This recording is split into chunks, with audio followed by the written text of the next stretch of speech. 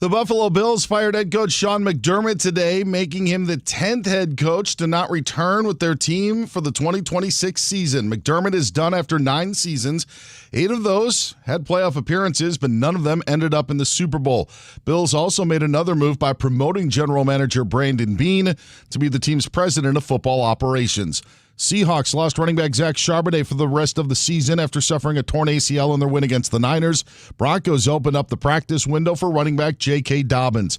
Falcons defensive coordinator Jeff Ulbrich will stay on in Atlanta under new head coach Kevin Stefanski. And former Cardinals offensive coordinator Drew Petzing is going to be the new OC with the Detroit Lions.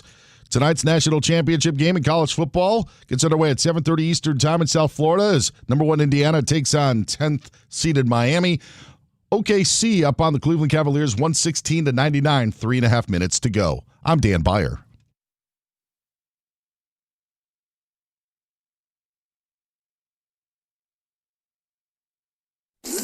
From the Fox.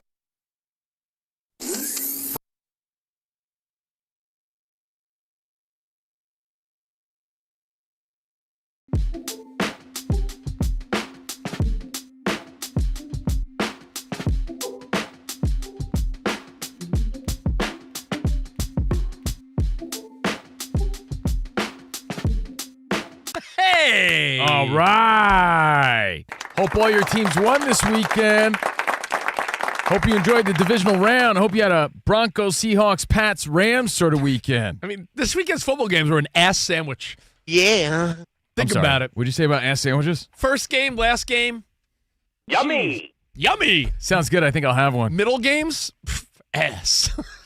Hey, Yeah. unless you're a Seahawks fan or unless you're a Patriots fan, I guess, right? Not a Bills, 49ers, Texans, Bears, heartbreaker sort of weekend. Happy Martin Luther King Day. We're going to turn your MLK Day into a sweet MLK night. Please, you never met Dr. Martin Luther the King. I did meet Dr. Martin Luther King. I'm Covino, that is Rich, and we be rocking out. Let's go. Another week. Yeah. No, And hopefully more football. you're not having a I love it. Sean McDermott type of morning, but we're going to get to that. We're going to get to everything that happened That's weak sauce, on bro. your weekend. But Weak you know sauce with that ass sandwich. We're broadcasting live from the Fox Sports Radio studio. If you miss any of today's show, any show ever, you want to catch the podcast, search Covino and Rich wherever you get your podcast. And our best of the week is there. Best of the day is there. Danny G, always hard at work posting our podcast. Rate it 5 stars because anything less is uncivilized. But you know what? It's all about the YouTube channel right now. We're streaming live, so check us out live now or later, like your favorite candy back in the 80s, Rich. Now or later. I always thought it was like a bootleg Starburst. Now and laters are the best Never for a removing your cavities. So youtube.com/Covino and Rich FSR. We're streaming live. The chat is popping already. K Rain and Joey Elbows and Wes and Matt already there talking smack. And we're going to give away prizes today. Last one standing. My 3 least favorite words.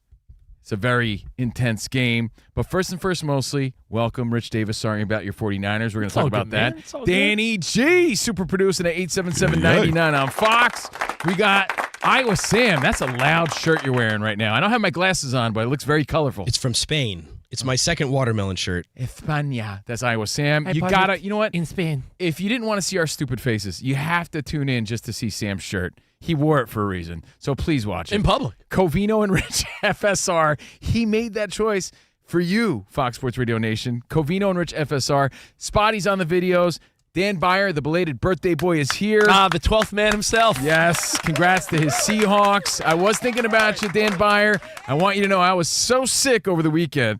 I didn't even go to Rich's for the big watch party. Man, that's quite the sickness. Yeah, I was down. I'm not really down with the sickness. I like when I said to Rich, I go, yeah, man, I didn't hear from you on Saturday, and Covino completely covered his bases. You notice that, Rich? He's like, hey, man, I was sick. Hey, man, I was sick. I didn't even call my parents this weekend, all right? But I'm clean. I'm covered. DB, I did think of you, and man, Rich, what are you going to do when your team is just hurt and you have really no team or star players left? There was nothing your team could do, nothing to really feel bad about, except for the fact that they can't stay healthy. Yeah. You had Purdy, running around like a cartoon almost. He didn't know what to do with the ball. What's that guy going to do? So a tough loss, some tough injuries for your 49ers, big win for the Seahawks. They might just go all the way, and that leads us to something we do every Monday. Oh, things that make you go, Let's go, baby! Things that make you go, Things that make you go, All right, Cal, shall I start? In the history of watching football, I don't think I've ever come away from a game feeling so blah and let down. And I'm not even talking about the Niners-Seahawks game. Right. That game was just, that was a clobbering. The Bills-Broncos game, I think for the most part, unless you're a Denver fan, it was the Josh Allen feel-good narrative that I guess if your team wasn't in it, that was the number one narrative. Like, well, this was his is chance. it. Yeah, this was all roads led to Josh Allen getting his way and having his year. All his competition, or all teams and players that we think of as his competition, were out. This is Josh Allen's year to do it. But hold up. And for the record, I thought it was a catch. Yeah, same. I thought it was a catch, and we're going to get to your thoughts on Buffalo and then the post-game letdown. Think of the highs and lows of a Bronco fan. But first, let's go to Dan Byer, some breaking NFL news. Wow. breaking news from Fox Sports. Guys, earlier today in the AFC East, Sean McDermott was fired as the Bills head coach, staying in the division. The Dolphins, multiple reports say, will hire Packers defensive coordinator Jeff Hafley to be their new head coach. He'd be brought in by new GM John Eric Sullivan, who came from Green Bay. This was actually kind of thought to be a done deal maybe a few days ago, but Hafley went on a couple of more interviews. Dolphins had more interviews, but Jeff Hafley is going to be the new head coach of the Miami Dolphins. You know what? It's like the world of anything, really. Music, acting, college football. Until someone's a name, and that's a really deep statement, Covino. Until you're a name, you're a nobody. And you hear a name like that, then unless you really know. It's not true. Gary Vaynerchuk says you're a somebody. I know, he does say that. As long as you know it, that's all that matters. I'm just saying. Everyone else might not know it yet. I'm just saying, when you're a fan of a team, you want your team to hire someone that's a household name. Jeff Hafley, bro. And I'm sure. I've always said, ooh, I got a Hafley like Jeff Hafley. I've always said that. Well, at least you'll have that reference moving forward. He's not new to me. I've always used him as a reference. I'm saying it's a guy that it's not the sexy hire a fan likes, right? Like a fan always wants the Harbaugh or the Tomlin headline, or but I the hate headline. That. I know. I actually hear stuff like this. I get excited, and that's why I said what I said. I get excited because it's not always about the headline. I hate that. It's about the merit. It's about, did you earn it? Even in our industry, what do? Not at Fox Sports, which I love about them. It's so easy to hire a name. Hire someone that deserves it. What are you looking for? Are you looking for the headline, or are you looking to actually win? For substance, for merit? Seems like the story does give you a Hafley. No, because it does give me a Hafley like Jeff Hafley. Because, for example, I'm just trying to give you real-life examples, right, guys? A lot of times companies hire big names for the press release. Not necessarily because that person deserved it. It's they're riding on the fame. So if Fox Sports Radio hires a show like Covino and Rich, you're like, wow, these guys must be decent. There must be more. Who the hell are they? But if they go out there and hire Aaron Rodgers because he's available to do mornings, they're doing it solely for the headline, solely for the name, solely for the press release. So if the Dolphins make this move and you're like, Jeff Hafley, you have to say to yourself, wow, he must really have earned it or deserve it, because it's not a sexy hire. It's not a sexy name. So I actually root for stories like this. So congrats. Yeah, he was a Jeff hot Hafley. candidate, as the Steelers were just interested in him. Might be a hot candidate, but Rich is right. He's not like a household name. But guess what? Now he is. He's got a flat type like the gym teacher on Beavis and Butthead. He's like Mr. Buzzcut. But you know what? Now he is. That's it. That's all you need to know. He has the merit and the substance to be that. And they're seeing through that, and I love that. So props. Big news already. You know, he was an interesting guy as well. Like, I remember him, obviously, because he was the defensive coordinator at Ohio State for a couple of years. But he went and took the Boston College head coaching job, then left there to be the Packers defensive coordinator. So it wasn't like a head coaching job moving on to another bigger college job or even an NFL job. He went and took the job and to be the defensive coordinator with the Packers. They were great defense up until Micah Parsons' injury. But, yeah, he is a well-respected name within the circles, but just not a name that rises to the level of notoriety. Household name or And notoriety. interestingly enough, if you're a Dolphins fan, I'm curious to hear from Dolphins fans. you go from strictly an offensive guy like Mike McDaniel to now it's like, all right, let's go defense. Yeah, it's Right. what's also interesting, guys, is we thought that the Dolphins fired Mike McDaniel to get John Harbaugh, right? Like that was the timing of it. McDaniel was going to be involved in a GM search. Then Harbaugh gets fired, and all of a sudden the Dolphins are like, okay, well, now McDaniel's fired. So, like, we thought, all right, that's why the Dolphins made the move. So not only do they not get John Harbaugh to replace Mike McDaniel, they go other side of the football with Defense. a GM hired from the same organization. So you're just kind of wondering on what the direction is. Maybe this is the direction that they wanted, but they fired their GM, Chris Greer, during the middle of the season, and there was some thought that maybe John Harbaugh would be the guy because of the timing of everything, but that's not the case. The coaching carousel is really funny when you think about it in terms of like dating, right? Like your girlfriend with someone else's girlfriend once, or your wife with someone's girlfriend, and it didn't work out. Like there was some guy out there, or she was like, yeah, this sucks. But to you, it works out perfectly. Your wife could have had the sexy headline, and she chose you. It's true. It's likely. She could have had sexier headlines than me, but she Much went with me. sexier headlines. But, But- show you because you earned it and deserve it. But And you- if you just joined us, breaking news from Dan Byer. Dolphins are hiring former Packers defensive coordinator Jeff Hafley as their head coach. And again, not to downplay or take away his merit, his resume, or what he's accomplished, but probably not a household name for most people. But you know, it does Like go a Harbaugh, as Dan Byer mentioned before. It does go to the work and relationship analogy of like someone else's trash could be your treasure type of thing. Yeah. Because you could say, like Sean McDermott now, out of a gig. If he couldn't take Josh Allen, and you could say that if he couldn't get there with Josh Allen, who's he going to get there with? And vice versa. I look at that as a scapegoat story. I really do. He was all pumped up too. Yeah, he was Defending. defending his team. Which I thought was a catch too. It I don't was know a if, catch. if that's a catch, and Buffalo moves on. That James Cook play, that wasn't a catch. And he was down. How could it have been any other way? So I respect that he defended it. And, yeah, he's fired, as you guys know. Sean McDermott, 9 seasons with the team. 4th time in 5 seasons, exited in the divisional round, had a record of 98-50. Did pretty damn well. But I get it, couldn't get over that hump. So you got to do something to show the fans that you care, right? And you can't do anything about Josh Allen, so you fire the coach. So McDermott's out. So answer this question. I started by saying, It's the coaching carousel of 2025. has there been a game that's left you more deflated than that Buffalo Bills Denver Broncos game? Because It was the weakest. By the way, for the record, 8-8 McDermott, speaking of 8-8 in the postseason with the Bills. so the Bills lose. You see sad Josh Allen. You see Josh Allen I thought in it was tears. I thought it was a catch. You thought it was a catch. Hey, I guess it wasn't a catch. Dude, everybody thought it was a catch. Danny, how did was you- it did not you a think it was a catch? catch? In the moment, I did, yeah. Afterward, you don't? Seriously? I guess I can see how it's argued in both directions after watching the slow-mo of it. But in the moment, I thought, okay, that's a catch, because usually it's like baseball, tie goes to the runner.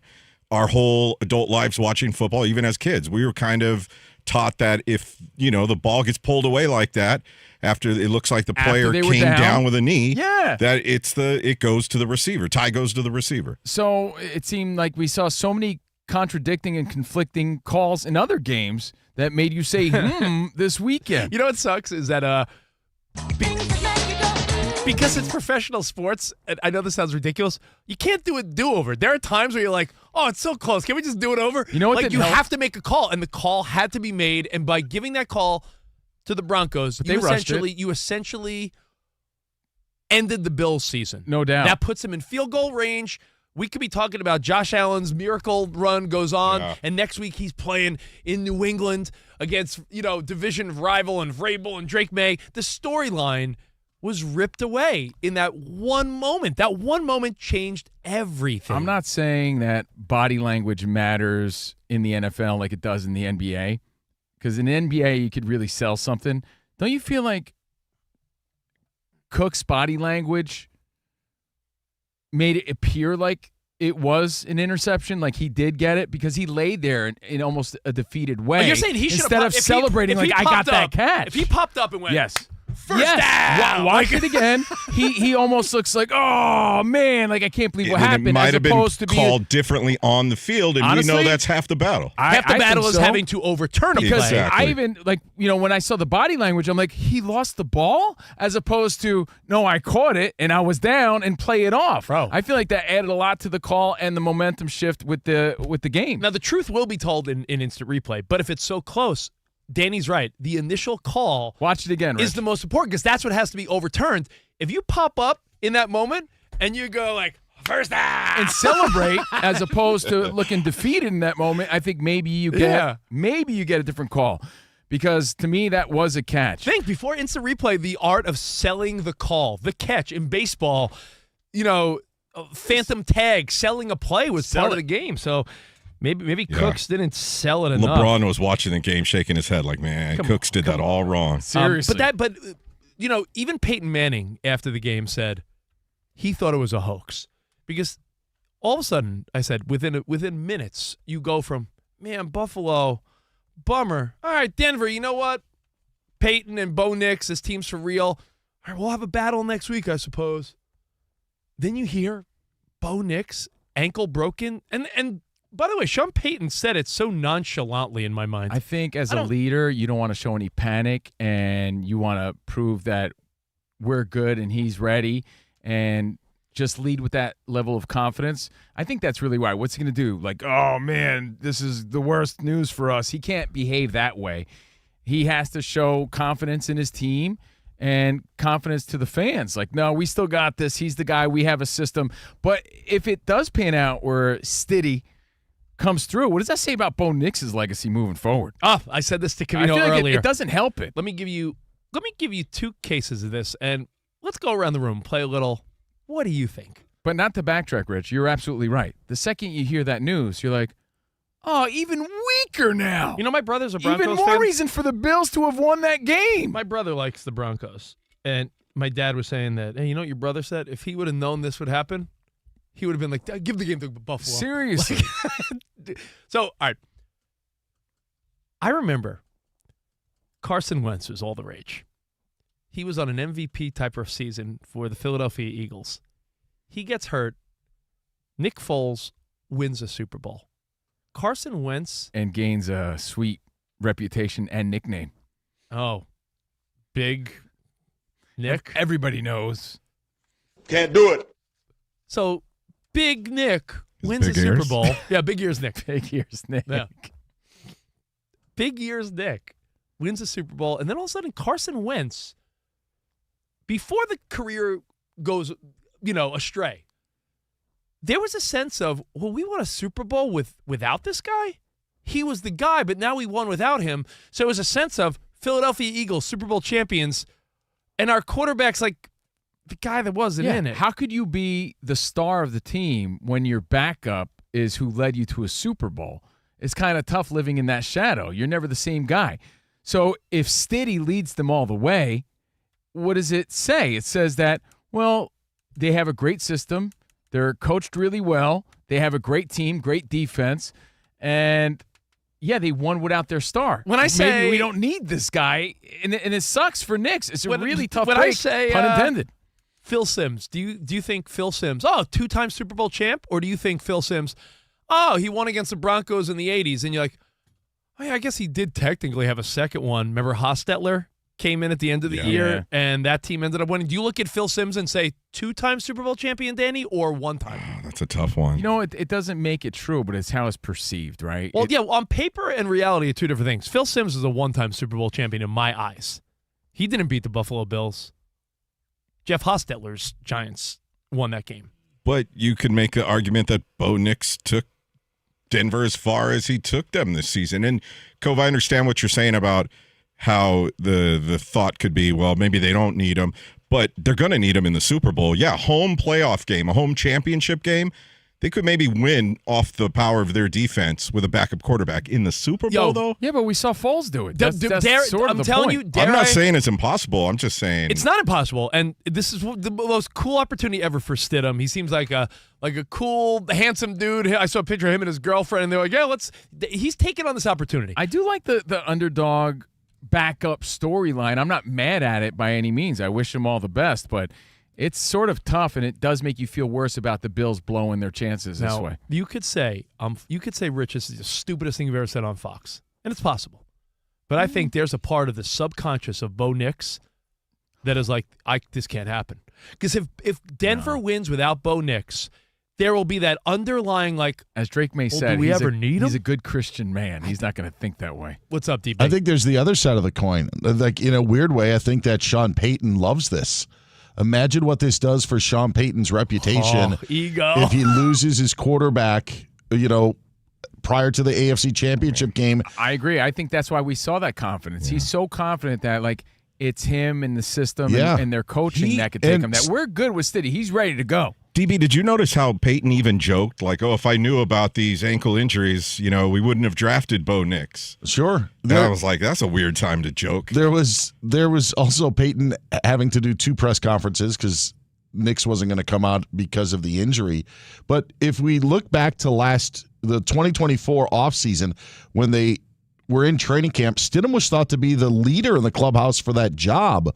And then, because Zach Wilson was also in that quarterback room. Yep. But Stidham was thought to be the leader. Then it ended up, you heard rumblings, it's going to be Bo Nix. So I don't think that they're as underprepared. The one thing I will say with Wentz, the only difference is at least the Eagles had a ramp-up period for Foles to get acclimated. This is just trying to figure out how for 60 minutes you could beat the New England Patriots. Hostetler had 2 regular season weeks before the postseason. Well, Foles had even a longer runway. Yeah, I think Wentz got hurt like week 12 or 13 or something like that. I just there's always going to be similarities, and I look at those 2 previous examples of, Phil Simms really didn't win too, and Carson Wentz on paper a Super Bowl champion, but that's Nick Foles. And if you're a Denver Broncos fan and Stidham comes in there and you somehow win, you need to win 2 games. That's the crazy part, right? You need to beat New England, and then you have 2 wins away from being a Super Bowl champ. Then you have one other game in a few weeks from now. But as a starter in the NFL, Stidham's 1-3. Right, right. You know what? No, I got an eye full of Stidham when he was playing for the Raiders not too long ago. But Danny, he's not horrible, but he's just not a great quarterback either. Let's just say, right? Let's just say he does it. Bo Nix becomes so irrelevant to a Denver Broncos fan. I promise Unfortunately, you've seen it happen in the past. I lived in New York when Hostetler won with the Giants. No one cared about Phil Simms the same way. And Carson Wentz, the next year, everyone's going big. Yeah. Is it lips, Nick, right? Big lips. Oh, no, big ears. Big ears, Nick. Everyone was cheering for Nick Foles, and he was a backup. And he became this legend, like this hero. Philly special. And Wentz was getting an MVP chance before that happened. So they loved Wentz. They loved Wentz leading into that. And then he became like second thought, leftovers after that. Does it make you feel any different, though, that the Patriots' defense is what you could say they are riding on right now, and Drake May and that offense look slightly shaky? Yeah, they look vulnerable for sure. They did. I'm just saying, because Denver's defense is good, nothing is impossible, right? Because if Denver could keep you in every game, what Stidham would have to do is not as drastic. Like Caleb Williams, Brock Purdy, there are teams whose defenses were not great, and you knew you had to put up points to win, right? Like, you know you had to do something special to win. I don't know if you need to do something that special in Denver to win if it's a defensive battle. Denver's got one of the best, if not the best, offensive line in the National Football League. 40% of their lines named first-team All-Pro. Defensively, we know how much they get after it. That's why I think the Peyton thing is just so intriguing. Of how do you win this 60-minute battle? Because that's really all that it is. It's not a big picture sort of thing. It's how do you get it done on Sunday? I heard Dan Patrick on the network talking about it. How we use the word game manager like it's all negative, but at this stage of the game of the playoffs, you just need to find a way to win in 60 minutes. Managing that's what you're doing. You're managing. How do I win this game? Yeah, and it's Sean not a Payton, bad thing. Sean Payton could, if the score is 0-0 after the first quarter, he might be like, yes, exactly what I wanted. Like, just no one move the ball. Let's just kill the clock and get a drive going. Like, It's not And impossible. You know what? Rich, to wrap up this thought about Bo Nix and how unfortunate that was and how it just added to the deflating feeling of the Bills losing that one, because it was a heartbreaker. I don't know if you saw how many people thought that the Bo Nix story was a hoax. Yeah, And even Peyton Manning, like I said, yeah. Yeah, but it was all over. So many fans wives were filming their husbands finding out. I don't know if you've seen That's this really too. that's really kind. Yeah, but no, in the world the gram. in the world of AI and Sora and fake news, you really didn't know what to believe. You're like, wait, is that true? Didn't Peyton Manning reach out to Broncos front office He did, folks saying yep. like, "Yo, is this a hoax or not?" So it's a shame that we live in Wow. a world where we don't even know what to believe, but apparently it happened on the second to last play. And in retrospect, you saw him hobbling off the field, wincing and grimacing, as they say. And to say that getting injured at an Should I say inopportune wincing? getting injured at an inopportune time and giving someone else a chance to be a hero, if you're telling me that couldn't happen, why don't you talk to a guy named Drew Bledsoe and see how he feels about, But you know what, Rich? about going down? We'll take your phone calls next. But I think we need to shift our mindset on that story. It's really a cool story. Is it unfortunate? It is. It's terrible because we've seen what happened to Wentz's career and Phil Simms and his reputation after that, right? This is really, really cool, or a cool opportunity for Stidham and the rest of the team. This could be something to rally around. And it's an underdog story. The backup quarterback gets a chance to show that he was great all along. You might have a storyline to root for now. Exactly. And I know there's a lot of disappointed feelings about that, but we need to shift it as, this might be actually a cool thing for us as fans to watch and to root for. Well, hey, we'll take your feedback on it next. Phones are hot. Feedback's hot. And don't forget, DraftKings is hot. DraftKings Sportsbook, an official sports hot. betting partner. It's so hot right now.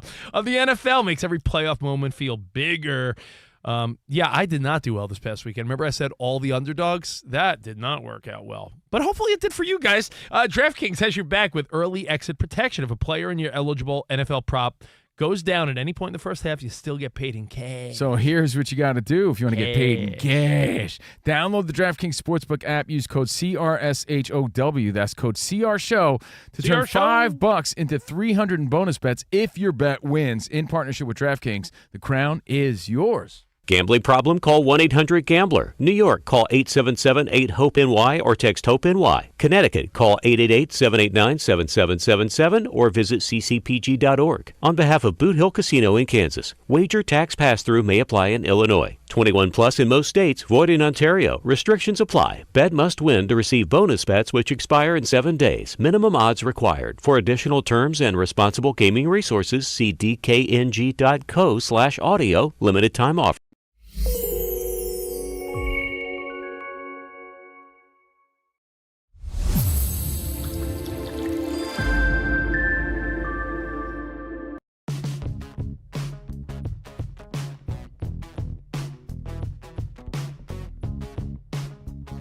Yesterday, I go through the low of, oh man, I'm a Niners fan, as you know as well. Fred Warner's not going to play. Well, at least the Mets look like they're getting Kyle Tucker too. Oh no! And then I hear Sam Darnold's questionable. Ooh yeah. And then I hear this morning, I'm having a little sip of my coffee, and I feel like I happen to be there the second this message comes out on social media. I'm like, Jeff Passan. And then the boss hit us up, and he goes, Rich is going to be happy about this. Bo Bichette, who now looking at this, and I'm not just saying this, as a Mets fan, I'd rather Bo Bichette than Kyle Tucker. I like him. I think he's a big game guy, runners in scoring position. I feel like he's ready for that spotlight.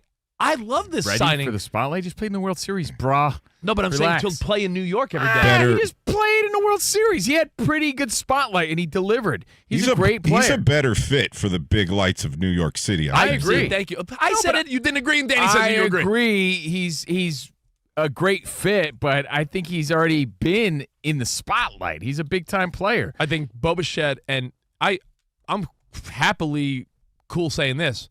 What a great desperation move by Steve Cohen. Steve Cohen was pretty much told, I pivot. I bet you it's behind. a great pivot. I mean, pivot's the polite way to say it. It's a desperation, awesome move by a big rich guy.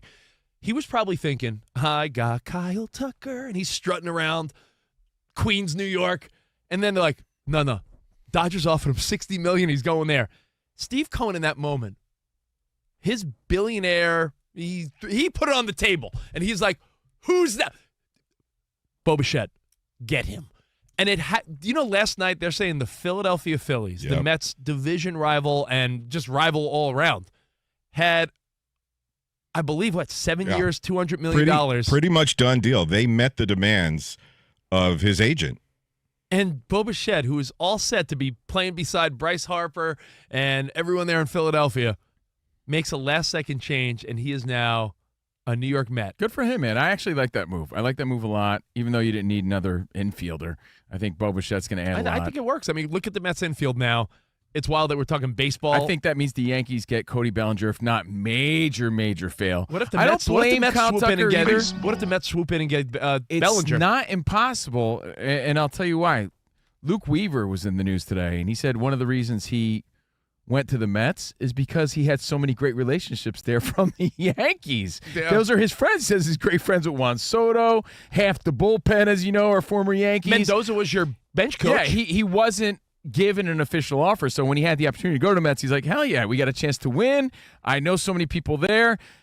He spoke very highly of Cody Bellinger. It's not impossible that Cody Bellinger goes to the Mets, and then the Yankees really dropped the ball.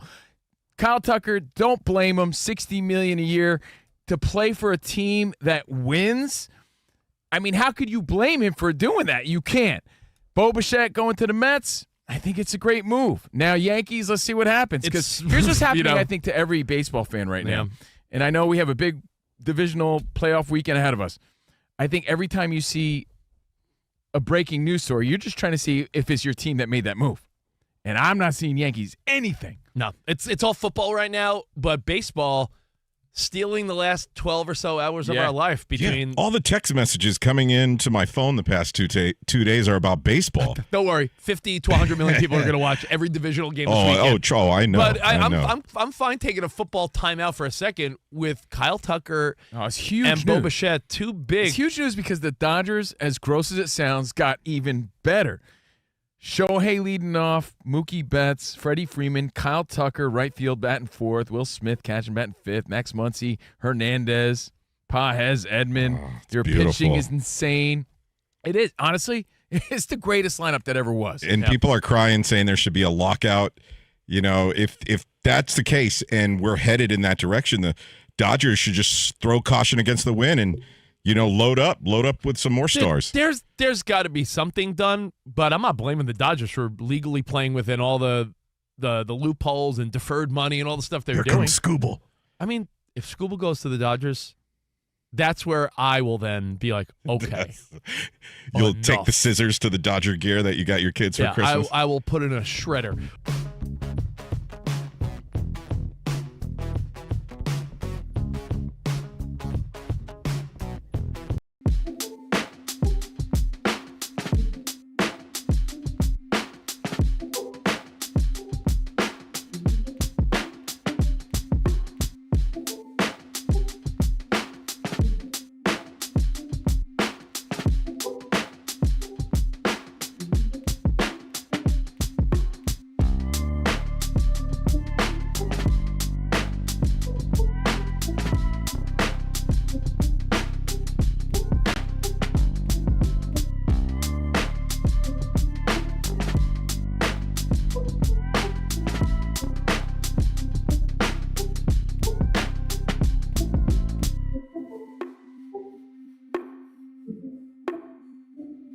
It's Covino and Rich, and we want to congratulate Stu Gatz on his debut today. No. How does this sound, right? Yeah. Covino and Rich and Company. I came up with that. No. Stu Gatz and Company, congrats to them. I checked them out earlier, man. If you missed it, catch the podcast and catch our podcast. We're streaming live right now on YouTube. The live chat is popping. A lot of people talking smack. But you know what? You want to talk some real smack? Yeah, you could join the chat, Covino and Rich FSR on YouTube. But call us up It's things that make you go, we do it every Monday. All your observations, 877-99 on Fox. We got Danny G and Sam on standby. But your next success can begin sooner than you think, Rich. Apply now and save with no application fee through February 11th at University of Maryland Global Campus. This new year, put your goals within reach at an accredited state university. Learn more at umgc.edu. And have you ever wiped with a piece of dry toilet paper and wondered, oh my God, is this as good as it gets? Well, no, it's not. You know what I use that weak-ass dry toilet paper for? To build a nest. Oh, on the toilet bowl? Yeah, you build a little nest, you sit on it. Well, how at about a public this? toilet, yeah. How about this? Life-changing dude wipes. Yeah, man, keep because them on standby. wetter is just better. Available at Amazon and all major retailers. Dude wipes. Best clean pants down. Pants down. Available on Amazon. Enjoy those bad boys. So, speaking of bad boys, Covino and Rich on Fox Sports Radio. We got Iowa Sam, Danny G, Spot on the videos, Dan Byer with your update in just a few minutes. But these are your observations from this divisional playoff weekend. We didn't even talk about C.J. Stroud and how terrible he played. I felt bad watching him. We didn't talk about the Green Day news. We have lots to get to, but your phone calls first. Yeah, say hi to Travis in Los Angeles. Hi, Travis. Hey, Travis. So, Rich, now that your team's out, you're available 7 days a week for flag football, right? Yes, I am. Available every day. You know, speaking of, is that all you had to say? With all the injuries. I think so. He did a drive-by. And, yeah, me. Does he want me to play flag football? My daughter plays flag football. With all the injuries with your team, I know experts have debunked the conspiracy and debunked the rumors. And if you don't know what we're talking about, their practice facility, the 49ers practice facility in Santa Clara, is right next to this electrical substation. And they're saying that the frequencies there weaken the tendons, like the electromagnetic fields weaken the tendons and affect the muscles, causing all these injuries. I know it's been debunked, but who went there? Mythbusters? Who went there? I don't know anyone that debunked this. Read it.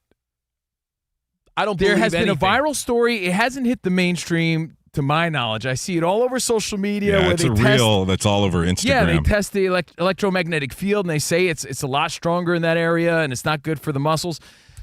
You know, when you look at how injured they were, even during the game this weekend, McCaffrey and his shoulder, you see him grimacing. You see how much pain he was in. You're like, oh, my God. Is there something? Like, if it's not that, then what is it? Because, Rich, there's no way your team had any chance. Well, I don't know if it was Kendrick Bourne or it wasn't Jennings. A 49ers receiver in a postgame. It makes me say, referenced it as like a joke, though. Like, reference, the power facility next to the What the gives field? with the injuries, man? Listen, it could be total BS. You could send the Mythbusters or whoever there. But I think in today's day and age of AI and fake news and no one knowing what's true and is it Sora? Is it a real video? I do think that the 49ers need to legit put out a statement like all this is nonsense because there could be a free agent or a draft pick or someone that's like, yeah, I'm not sure if I want to be. Doctors and experts have debunked it as baseless, stating there's no scientific evidence that it harms players, though the team's injuries are real and clearly impacted the team this year.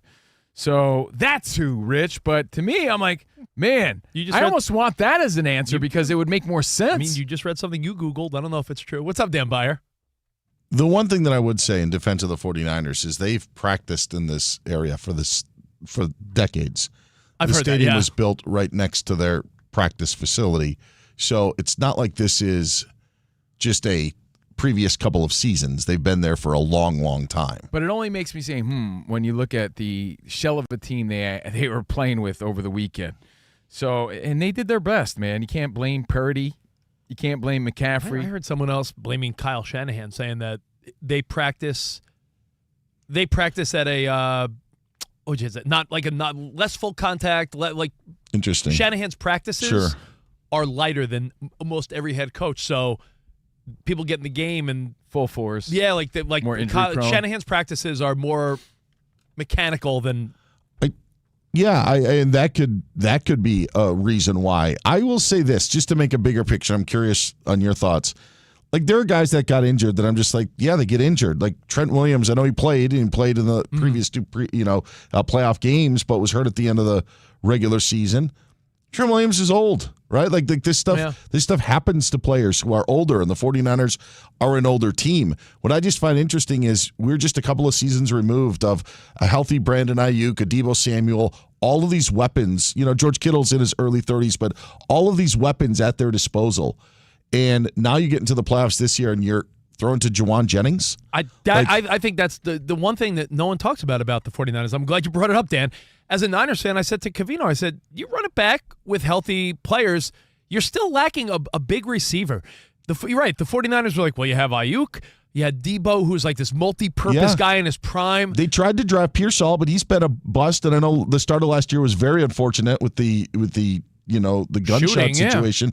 But this year he's been injured throughout the year. So that hasn't panned out like you would have hoped. I think other than just getting healthy, the 49ers do need to figure out in free agency or the draft, like a wide receiver is on the list. Yeah. You're right. Juwan Jennings, other than him, like Kendrick Bourne was back in the mix. Like people that came back in the mix that wouldn't even be on other teams. Something that made me go, over the weekend. Again, we'll take your phone calls. Hey, congrats to the Rams. Nothing against them. And props to Stafford's teeth, man. I don't know if you saw how gleaming white his teeth were at the end of the game. He needs to, just for men, his cheekbones. You don't like that, huh? Listen. That grizzled, wisdom, look of wisdom? No, but it's like, I'll tell everyone the honest truth. I touch up the sides a little bit because right there by the jawline where Matthew Stafford just has gray patches, it's not a good look. I just feel like a little touch up, It's weird looking. It's like a gray swirl. I do notice it. It gives me like a Wolverine. Because when you're rocking more of a stubbly beard, touch up that area. He's got Matthew, come on. He got a Paulie Walnuts thing going on his face. Guy's not even 40. During that game, like I said, not to take away from their win, but man, Caleb Williams really showed superstar potential in this run. And he made me a believer. We saw maybe the greatest playoff play of all time. I think, Danny J, you even said, was that like the dopest play ever? It really was an amazing play to keep them in the game. And then he throws an interception, and you could blame him or DJ Moore's route. DJ Moore gave up on that route. He did. He did. It was a bad, or you could say bad communication and timing on that play. But for him to go from hero to zero that quick, I felt for the dude, and just everything he said after the game, it made me like him even more. Like, I'm a fan of, not of the Bears, but of Caleb Williams moving forward. I really believe in that guy, and I think he'll learn from that. And it was really cool to see how big he played in those big moments. All right, let's go to DB for an update. Dan Byer, what's up, buddy? Yeah, guys, I'll make it quick. The big news of the day is the Bills fired head coach Sean McDermott, but they promoted general manager Brandon Beane. The Dolphins have hired Jeff Hafley to be their new head coach. He was the Packers defensive coordinator, comes over from Green Bay, hired by new general manager John Eric Sullivan, who was a former piece of the Packers front office. Seahawks running back Zach Charbonnet is going to miss the remainder of the season after suffering a torn ACL in their win over the 49ers on Saturday. Broncos finally getting some good news. They open up the practice window for running back J.K. Dobbins, who hasn't played since the middle of the regular season because of a foot injury. Some more coaching news in the NFL. The Lions are hiring former Cardinals offensive coordinator Drew Pensing to be their OC in Detroit. Falcons keeping defensive coordinator Jeff Ulbrich. He'll work under new head coach Kevin Stefanski. And it looks like Eric Bieniemy is going to be on his way back to Kansas City as the Chiefs offensive coordinator. Jordan Schultz says that Bieniemy likely lining up to replace Matt Nagy, who's interviewing for head coaching jobs. Nagy's contract not renewed by the Chiefs, as he's could be headed again to be a head coach again in the National Football League. Bieniemy, most recently the Bears running backs coach. Indiana, Miami for college football's national championship tonight in South Florida. Bucks top the Hawks 112-110. Clippers just outlasted the Warriors 110-106. While Shai Gilgeous-Alexander at 30, Chet Holmgren 28. Thunder rout the Cavs 136-104. LeBron James' streak of being named an All-Star Game starter comes to an end today after 21 straight seasons. Damn. Guys, back to you. What a streak. Yep. Yeah. Oh, man. I have more thoughts on Caleb Williams. So put a hold on that for a second. Caleb Williams, we got to talk more about him. And this video of Tom Brady throwing on the field that I have a thought about Tom too. So we'll get to a bunch of stuff. More Plus, NFL. last one standing. And a thought about baseball. And tonight, Danny, you get a little preview of your dude. Let's go. Fernando. We'll get to all that and more next. Covino and Rich on Fox Sports Radio.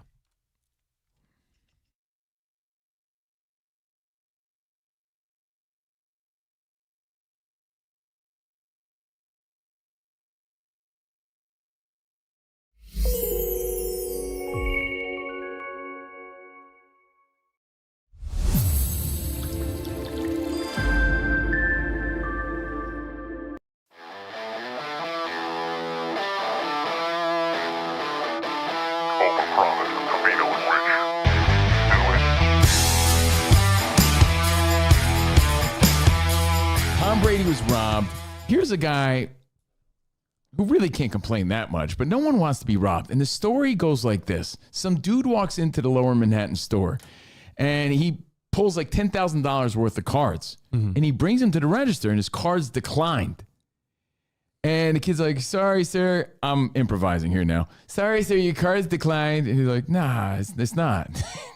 And the kid is like sort of, and he does some sort of like magic trick because he tricks the kid into believing like, nah, it's all good. Walks out with $10,000 worth of merchandise and memorabilia.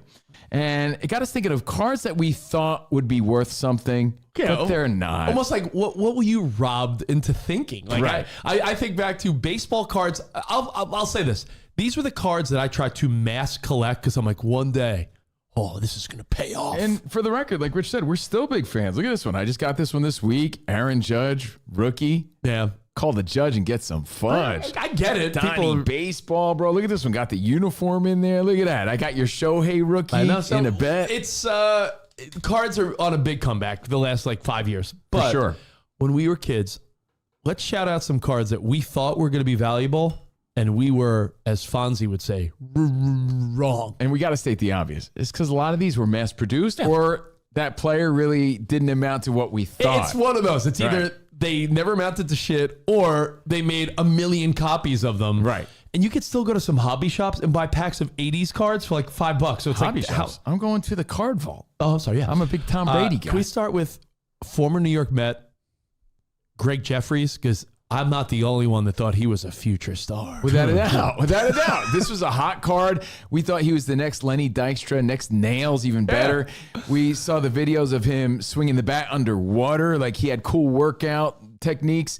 I even had the scorecards, like a buttload of Greg Jeffries cards. But that was the one. That was the Topps future star. And I remember being like, yo, I'm going to mass collect these. I remember investing a lot into Greg Jeffries and Tom Gordon, too. Flash Gordon. Oh, well, there was a Yankee. Remember Brian Taylor? Yeah. That was one that I remember investing in. How about this one? A card that we all sought out. And I remember thinking like, yo, this is like when he was on Team USA. This is wild. It was in the traded set. Yeah. The Mark McGwire Team USA.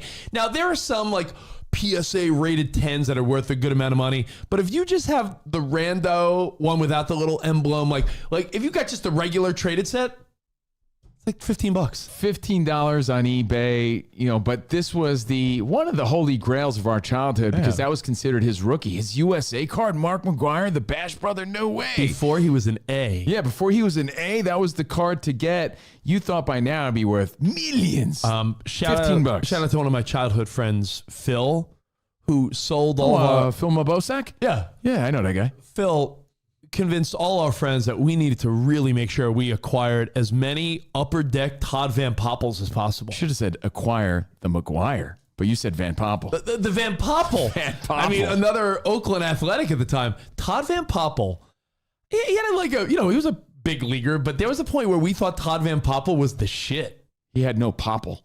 It didn't pan out the way we thought. And I think the name really stuck with us as kids and we believed in it. Get this card that we thought would be worth something, $10. $10. And again, $10 is $10. Yeah, but Covino, it says top prospect. I'm sold. Top prospect, upper deck. And upper deck was hot back then. And by the way, that was my primo collecting days. 91 upper deck. That was like the primo time for me, at least. Oh, yeah. Late 80s, early 90s. But yeah, Todd Van Poppel. Let me throw another name at you. A guy that clearly did work out. But again, mass production.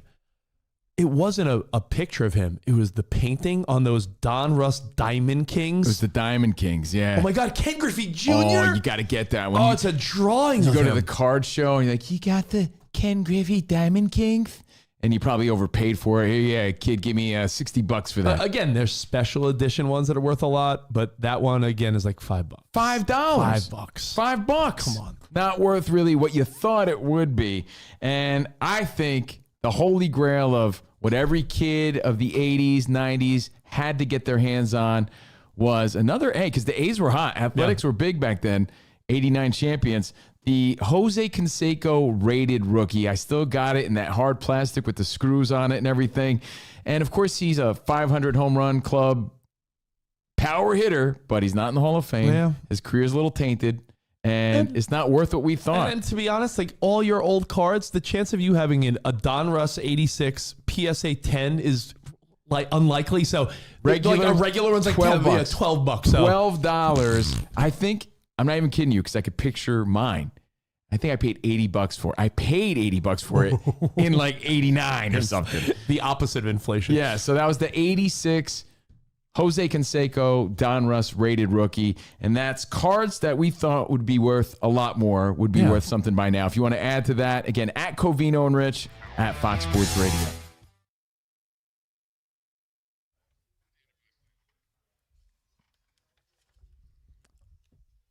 Hey, if you guys missed Overpromise this week, you got to check it out right here on the same YouTube page. Yo, you know what rips? You know what actually just rips?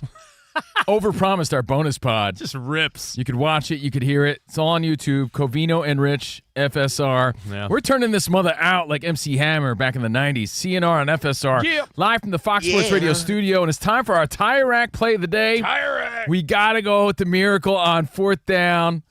The play of the season. We were just talking about it. 4th down and 4, 14 of the Rams. Shotgun snap, goes back 4-man rush. He's chased, he's flushed, he's all the way back to the 40. He's backpedaling and throws a pass into the end zone. Caught! Touchdown! Touchdown! Chicago has caught a touchdown pass with Cole Kmet open in the corner.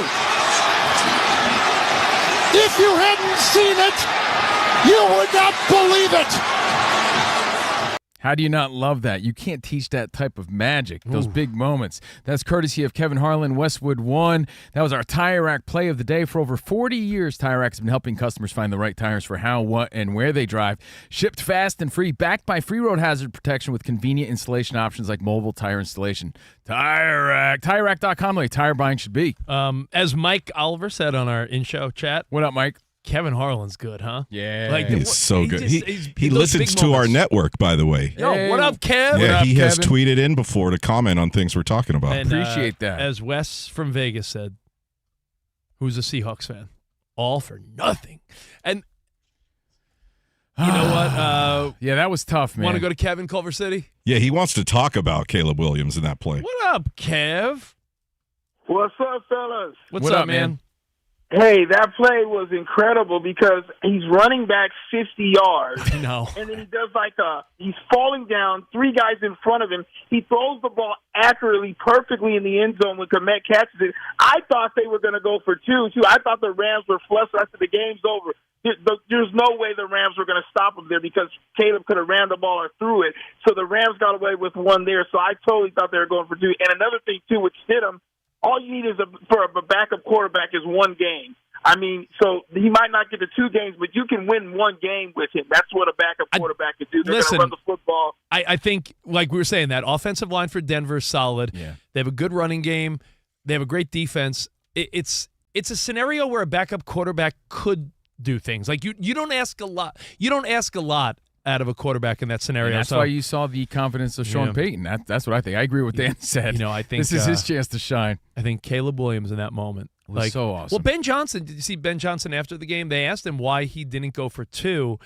And you had noticed throughout that game, the Bears had struggled on 4th and short. They had come up short a few times. So in that moment, Ben Johnson did say, because of their lack of success earlier in the game in those short yardage 4th down situations, that he felt better about going to overtime. He thought about it, but earlier in the game, there were moments where the Bears looked lost on 4th and 2. Cove, it's like a boxing match. When you got a guy on the ropes, you got to finish him off. You let him go to another round, who knows how it's going to finish. No, Danny, you're right. 30 seconds left in the They round. didn't finish him. You don't want to let him get to the next round. You have 30 seconds, knock him out, and they had the chance to be like, all right, it would have been the most ballsy call, I would say, arguably in recent NFL history, to go for it in the end of regulation, go for 2 for the win. But if they go for that, finish him. If they go for that and get it, Ben Johnson is like a hero, Caleb Williams. But you know what?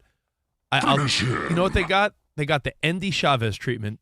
And you might be like, who's Andy Chavez? Exactly. One of the greatest catches you'll ever see in baseball postseason history. New York Met left fielder jumped over the wall to bring back a home run in Game 7. Snow cone. But the only problem was the Mets ended up losing the game. And what would have been called the greatest catch ever is just a cool moment. That would have been, if the Bears win but that game. in the moment, that was huge. Come on. If the Bears win that game, that's one of the greatest moments in playoff history. All right. We got more CNR next. More NFL. Hang tight. Yep.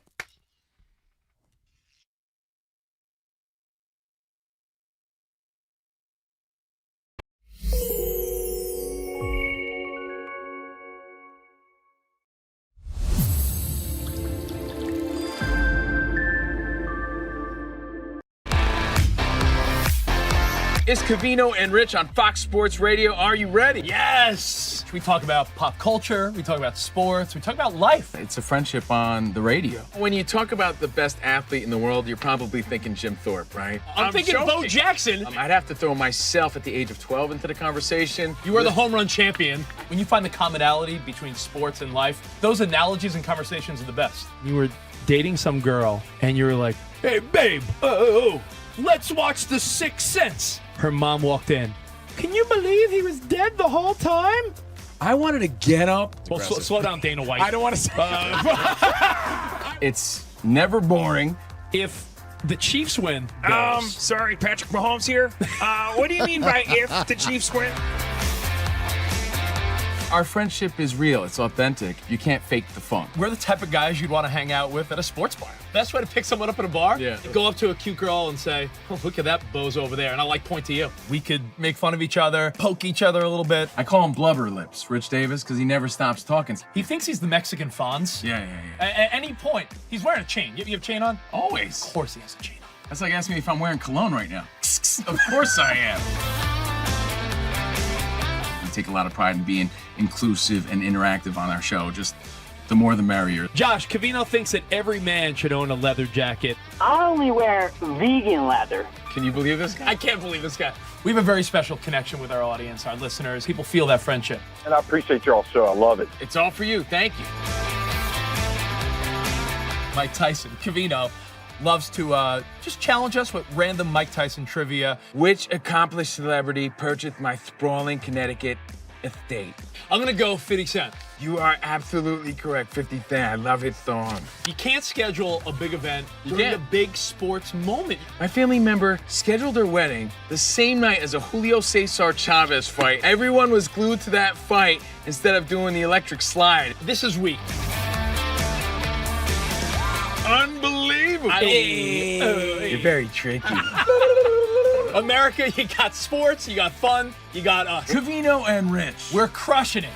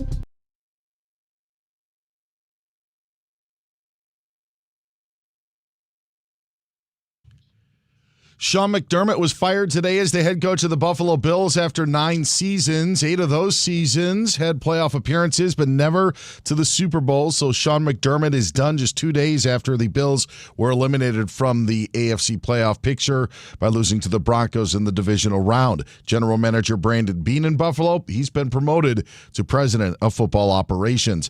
Green Bay Packers defensive coordinator Jeff Hafley is set to become the new head coach of the Miami Dolphins. That's according to multiple reports. Seahawks running back Zach Charbonnet done for the postseason because of a torn ACL in his knee. Lions are hiring former Cardinals OC Drew Petzing to be their new offensive coordinator in Detroit. National championship game tonight in college football. Indiana takes on Miami, 7:30 Eastern. In the NBA, the Thunder routed the Cavs 136-104. Clippers down the Wizards 110-106. Bucks edge the Hawks 112-110. I'm Dan Byer.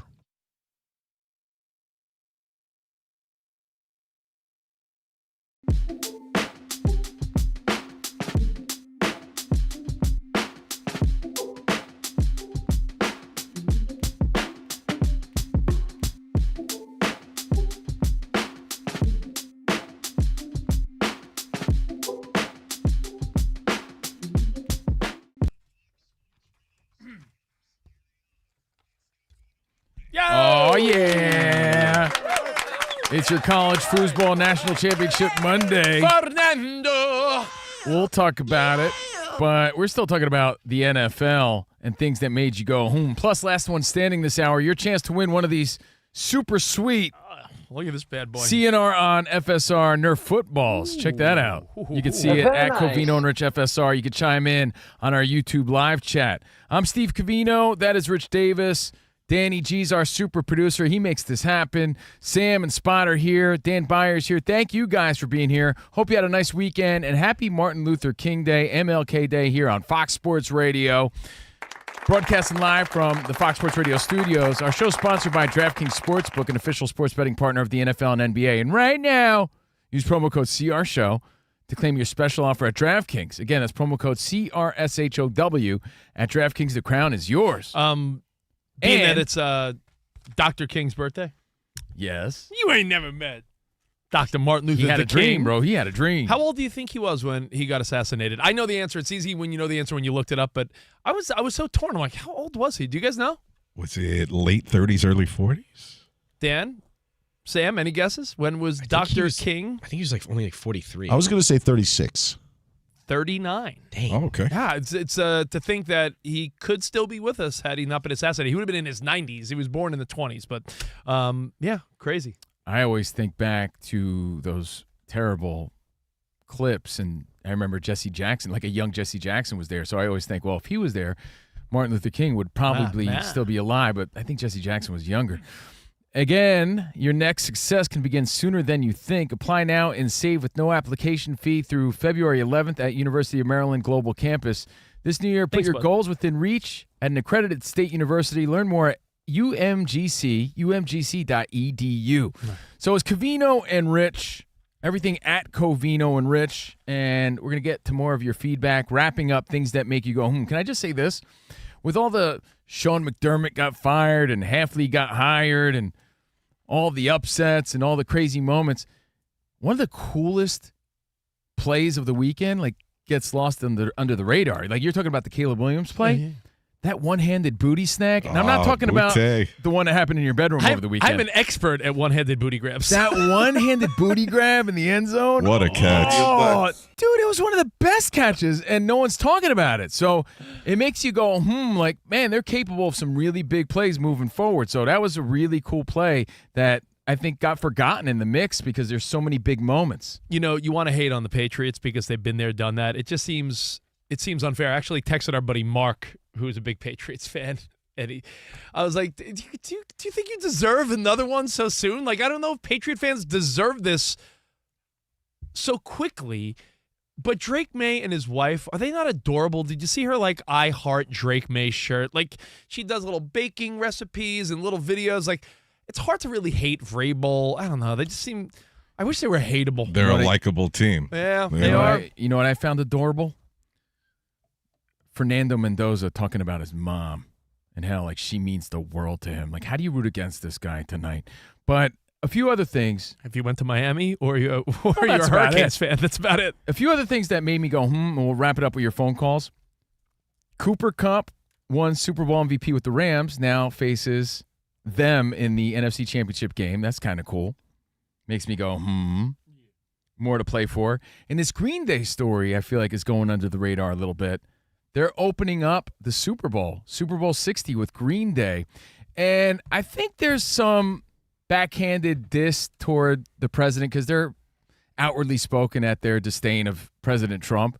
But honestly, I think it makes them look weak because I think they're bigger than opening ceremony. I get it. It's the Super Bowl.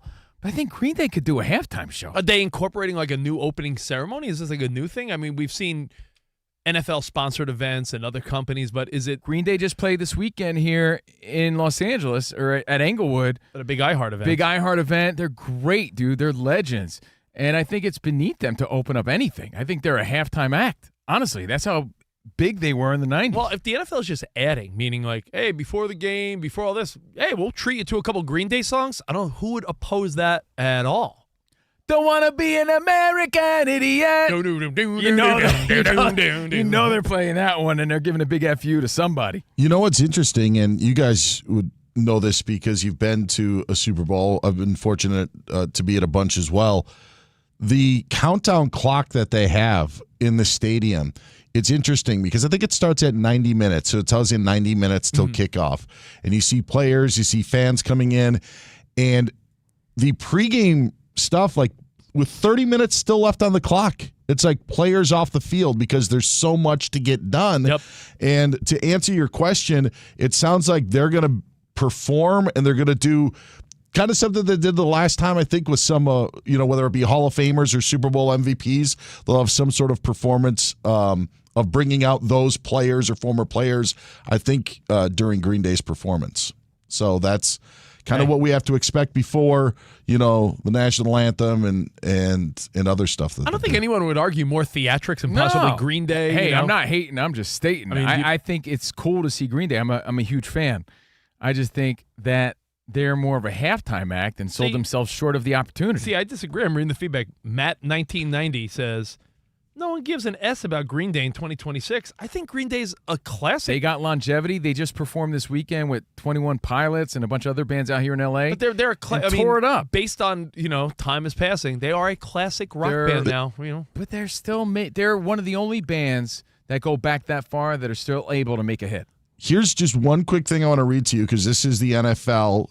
They released a statement. Senior Director of Event and Game Presentation, Tim Thibodeau, said, quote, celebrating 60 years of Super Bowl history with Green Day as a hometown band while honoring the NFL legends who've helped define the sport is an incredibly powerful way to kick off Super Bowl 60.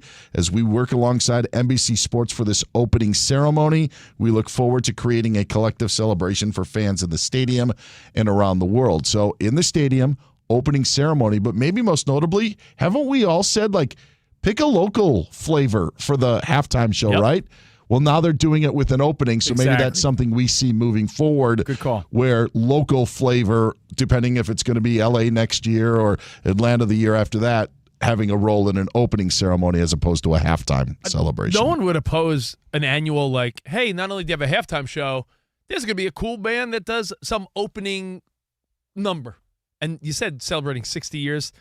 Would it be too predictable and eye-rolly if I said they're going to roll out Time of Your Life by Green Day? Sure. So like a montage of 60 years of the NFL? Because I what guess. else goes with paying They have tribute? so many upbeat songs, though, but you're right. Maybe they come as out, far as montage. Maybe they come out, play American Idiot or play Brain Stew. There's going to be a big FU to Trump, I'm sure. But they could play like an old rockin' hit and then slow it down to... What's their most rockin' hit? It's got to be, even though it's so commercially played out, Brain Stew. Brain Stew, Stew. right? Maybe like Brain Stew and American Idiot, and then go into Time of Your Life with an NFL montage. I don't. Who would hate that? Better than nothing, right? We didn't point out C.J. Stroud and how painful it was to watch. It really was. Like, I felt bad for the kid. I even said to my girlfriend, we have to realize these are just kids. When you see Josh Allen crying up there and his teammates crying, thinking that he thinks he let him down, you're like, they're just young men doing their best. There's so much pressure on them. But I think we really saw the pressure get to C.J. Stroud. I think the moment was just too big for what he was capable of, and that's just hard to watch, to the point where they were going to put a backup in. They were going to put in, Mills, right? Like, that's really sad, dude, like that he played that bad in this big of a moment. Well, there were some hot takes last weekend after CJ's performance where people were like, hey, Davis Mills, he played great during the season. I would start him. People were like, you're crazy, They man. might have CJ won, right? Stroud's team, but he might have been able to generate a little more offense. Stroud had 7 turnovers in 2 playoff games. Stroud's the first player with 5+ interceptions and 5+ fumbles in a postseason. He had a really bad game. And You know when you this think all about started for CJ Stroud? Yeah, when? When he declined to come to the stage at Super Bowl week to be on the Covino and Rich show. It's the CNR effect. You're right. You could call it karma. Because that was right after his brilliant rookie season, and it's been downhill since then. Don't do anything wrong to us. It worked. You remember Kaepernick? Yeah. Oh, yeah? He dissed me, and then that was the end for him. Hey, Rich, can I give you one last non-sports related thing that made me go over the weekend? And then we'll wrap it up with phone calls and thoughts. Please. I keep getting links now from buddies pushing their kids Girl Scout cookies. And I'm all for contributing. I'm all for it, not complaining, just explaining. But there's 3 things. There's a new cookie that's involved. I'm like, what the hell is that? Oh, the Explore Mores? Yeah. You know what they call it? What is that? They call it... Because you know the usual suspects. You know all the regular cookies. You're like, what's this one? They call it Rocky Road ice cream in a cookie. All right, so that's number 1. Number 2, I'm like, wait a second. Isn't this too early? Is it like, I thought they're seasonal. Are they cashing in 2 times a year now? Because why am I getting all these requests right now? That's still a little early, but it's that time. And not only this, get this. You know it's a $4 minimum? Like, I'm thinking to myself, yeah, I'll contribute. I really don't want to eat all these cookies. You have to buy 4 boxes and get this. You don't have to do it. If you go to the supermarket, If you check the price. If you go to the supermarket, They're $6 a box now. If you go to the supermarket and you see some kids outside with their moms, a little table, you don't have to buy 4. Maybe if you order them talking online. Yeah, you can only buy 4 at a time. That's the minimum at $6. It used to be, what, 5? Before that was like $2. Well, everyone in the studio, prepare to fatten up because my wife actually hit me up earlier saying like, oh, I had to order from this person. And this one's daughter. Told you it's time. And this one's daughter. And this one's daughter. And, you're and my daughter, Emmy, her friend on the softball team is selling cookies. So I think my wife put in. Just when you thought Samoas were the best, Explore Mores come out of nowhere. Honestly, my family ordered at least 20 boxes deep. So you guys are going to reap the benefits and get chubby off of the cookies I'm bringing in here. That's a lot of boxes of Girl Scouts. So anyway, they're back. There was like, whoa, wait a second. They're really good, though. Yeah, they're really good. What's your favorite? What's your favorite if you had to? Samoas. Samoas. By far the best. Until this new one came out. I like those chocolate mint ones. I was going to say, Samoas those are the grasshoppers? best. Samoas are the best, but everyone gets all excited about the new one, like Stugatz. Oh, he talked about it? No, I'm just kidding. Oh, he's the new Girl Scout cookie? He's the new Girl Scout cookie. Everybody's real excited about it. Oh, look at that. Yeah, who Stugatz cares about the Samoas, Covino and Rich? They were kind of good. We're all excited about the new ones. The Stugatz. The Stugatz. I'm just kidding. Did I ever tell you guys my story about Samoas? No, but I'd love to hear it. I found out I was allergic to coconut for how many Samoas I ate once. Hey, first of all, I don't blame you. They're so good. Was swollen up so much because I downed I love those things. Because once you open the package, you're like, well, I think I have to eat them all. And they're not full, but it's not empty. Yeah. You know, it's not like so I'm like, yeah, so I downed them. All of a sudden the next morning I could not swallow. My throat was just so swollen. We almost lost Dan Beyer via Samoa. By the way, that's why I bought, what are they called? Cookies. The trefoils? Is that what they're called? Trefoils? That's why I brought those today, because I have so many coming in. The I brought shortbread ones? Yeah, the shortbread ones I brought in today here at the studio. I think the league leaders might be Samoas, but I was Sam. Thin mints. Everybody nailed it. says I that. think cold though, frozen. Yeah, out of the freezer. You put the Thin Mints in the freezer, and grasshoppers. Who calls them grasshoppers? Well, when I was growing up, that style of cookie was called a grasshopper. I don't know where it came from, but it's like the mint and chocolate. Well, there's 2 distribution companies for the cookies, so there are different names. Do people know that? Is that a fun fact you've learned just now? So you know how Keebler called them grasshoppers. It was mint and fudge. Oh, so that was like go. their name. So it's like Kleenex for tissue. So what? Like saying, Oh, I got eat it. grasshoppers, but you're not eating a bug. You're eating the cookie. By Keebler. I've only heard people say Thin Mints until I was Sam. Well, look it up. So, Thin Mints, Samoas, we know the favorites. But, Spot, you know the answer to this. Like, is it mayonnaise called different, like, based on where you are in the country? It's Best Foods. The Rockies are the division line. So it's like back east, it's Hellman's. Here, it's Best Foods. Oh, Best Foods mayo is so with, good. Yeah, but same thing with Girl Scout Yeah, cookies. do you realize, Depending like- on where you are, there's different names for the Like, cookies. for instance, if you look at a Thin Mint, I want you to picture a Thin Mint cookie right now. Some of you are picturing a solid chocolate circle. Some of you are picturing a chocolate with a bunch of little dots on it. Right. Little dimples. Little dimples, essentially. Different because distribution. there's two different companies selling Girl Scout two different bakeries, I guess you would say, and they have slightly different names. Some people call them actually different names. Depending on where Yeah. you live, yeah. So it's that Point time is, of you're all year, gonna I guess. you're all gonna get fat. All the work you've done in January, going back to the gym and eating healthy, down the drain thanks to little kids selling cookies. Anything else stand out? Dan Byer said it in his update. I wrote it down as something that made me go, LeBron's streak ended. 21-year run. Nothing to be ashamed of, but pretty interesting. It makes me go, Starting. From Yeah. 05 to 25, he's been a starting all-star all those years up until right now. And in the All-Star this year, because the game is a different format, these starters aren't going to be going against East-West, but I think you needed that for contracts. Guys had bonuses in their deals, so you still had to name like a starting lineup, but it's going to be a USA versus the world format. Not everybody's going to be on the same team, so it's a little funky that way by calling them starters, but by name and by title, they had to announce starting lineups for the All-Star games, and LeBron did not make the cut this year. Crazy, yeah. Goes to show you. He should be really embarrassed. I'm kidding. Yeah, no, but you're like, wow, man. You're only like the best for 21 years, loser. By the way, I found the chart. I know you're so intrigued by this because they all look slightly different. They're called Thin Mints everywhere. Both factories call them Thin Mints. But when we say Samoas, you might be like, Covino Rich, do you mean Caramel Delights? Right. Because Different some name. have Caramel Delights. Sure. Yeah. And then there's tagalongs, and you might be like, do you mean peanut butter patties? I love those. And the other one Oh, is those are good. do-si-dos. Do-si-dos. Or they could be called peanut butter sandwiches. And the trefoils, whatever you Yeah, said. I brought those in Some today. just Those are the other shortbread ones. The other company simply calls them shortbread cookies. Oh, see? So, yeah, there's- depending on where you live. But it's that time of year.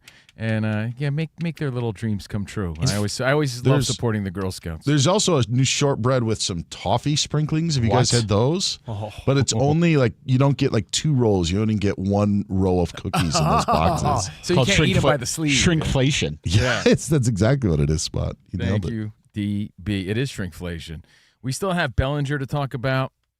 You We still avoid- have games to play. You avoid the Girl Scouts at the supermarket? Hell no. I always give out. No, hold on. I avoid buying them, but I do make donations. I know you think you're the only guy that does nice things, but if I see little kids outside and they're Girl Scouts and they're not working for someone else trying to sell me giant bars of candy, I will always donate. I don't want the candy. I don't want the cookies. I donate. Oh, that's actually one of the kinder things I've learned about Steve Covino. Well, because I know you assume otherwise because you think you're the only great guy there ever was. No, So, I just of course assumed I make I just donations. assumed that you didn't do those type of things. A lot of times I say, I don't have cash, but I'll come back and hook them up. Like, when you're at a strip club and the stripper is like, would you like a dance? And you do the whole like, I just got here, come back later. Yeah. Like I don't have cash doesn't work anymore. Oh, yeah. Because they bust out the card reader. Yeah, that's right. Yeah. So Rich, I Well, gotta admit, I still say that for hobos. there's been a couple of times I just don't want cookies in the house because we will eat them all instantly. No joke. So I put the cell phone up to my ear and I pretend like I'm on an important call with Scott Shapiro. That's good. Yeah, that's Little good. kids, dude. Yeah, but I acknowledge. like some cookies? I'm on a very important Yeah, call. I acknowledge them. I'm like, sorry, I'm on a call here. Actually, I'd love some, but I can't. By the way, only We Rich, all want them. only Rich Davis can make a Girl Scout and stripper analogy. Yeah, I know, I right? mean, you avoid them in a similar fashion. There you go. Yeah, come back. See you later. What a jump. I don't have cash. But you know what you do, and we'll end it on this note. As your friends Well, I told you, begin to hit you up on behalf of their kids, which, by the way, takes away from the door-to-door thing I told you. that kids used to do. But whatever, I'm willing to contribute. Bring them into your colleagues. Buy them.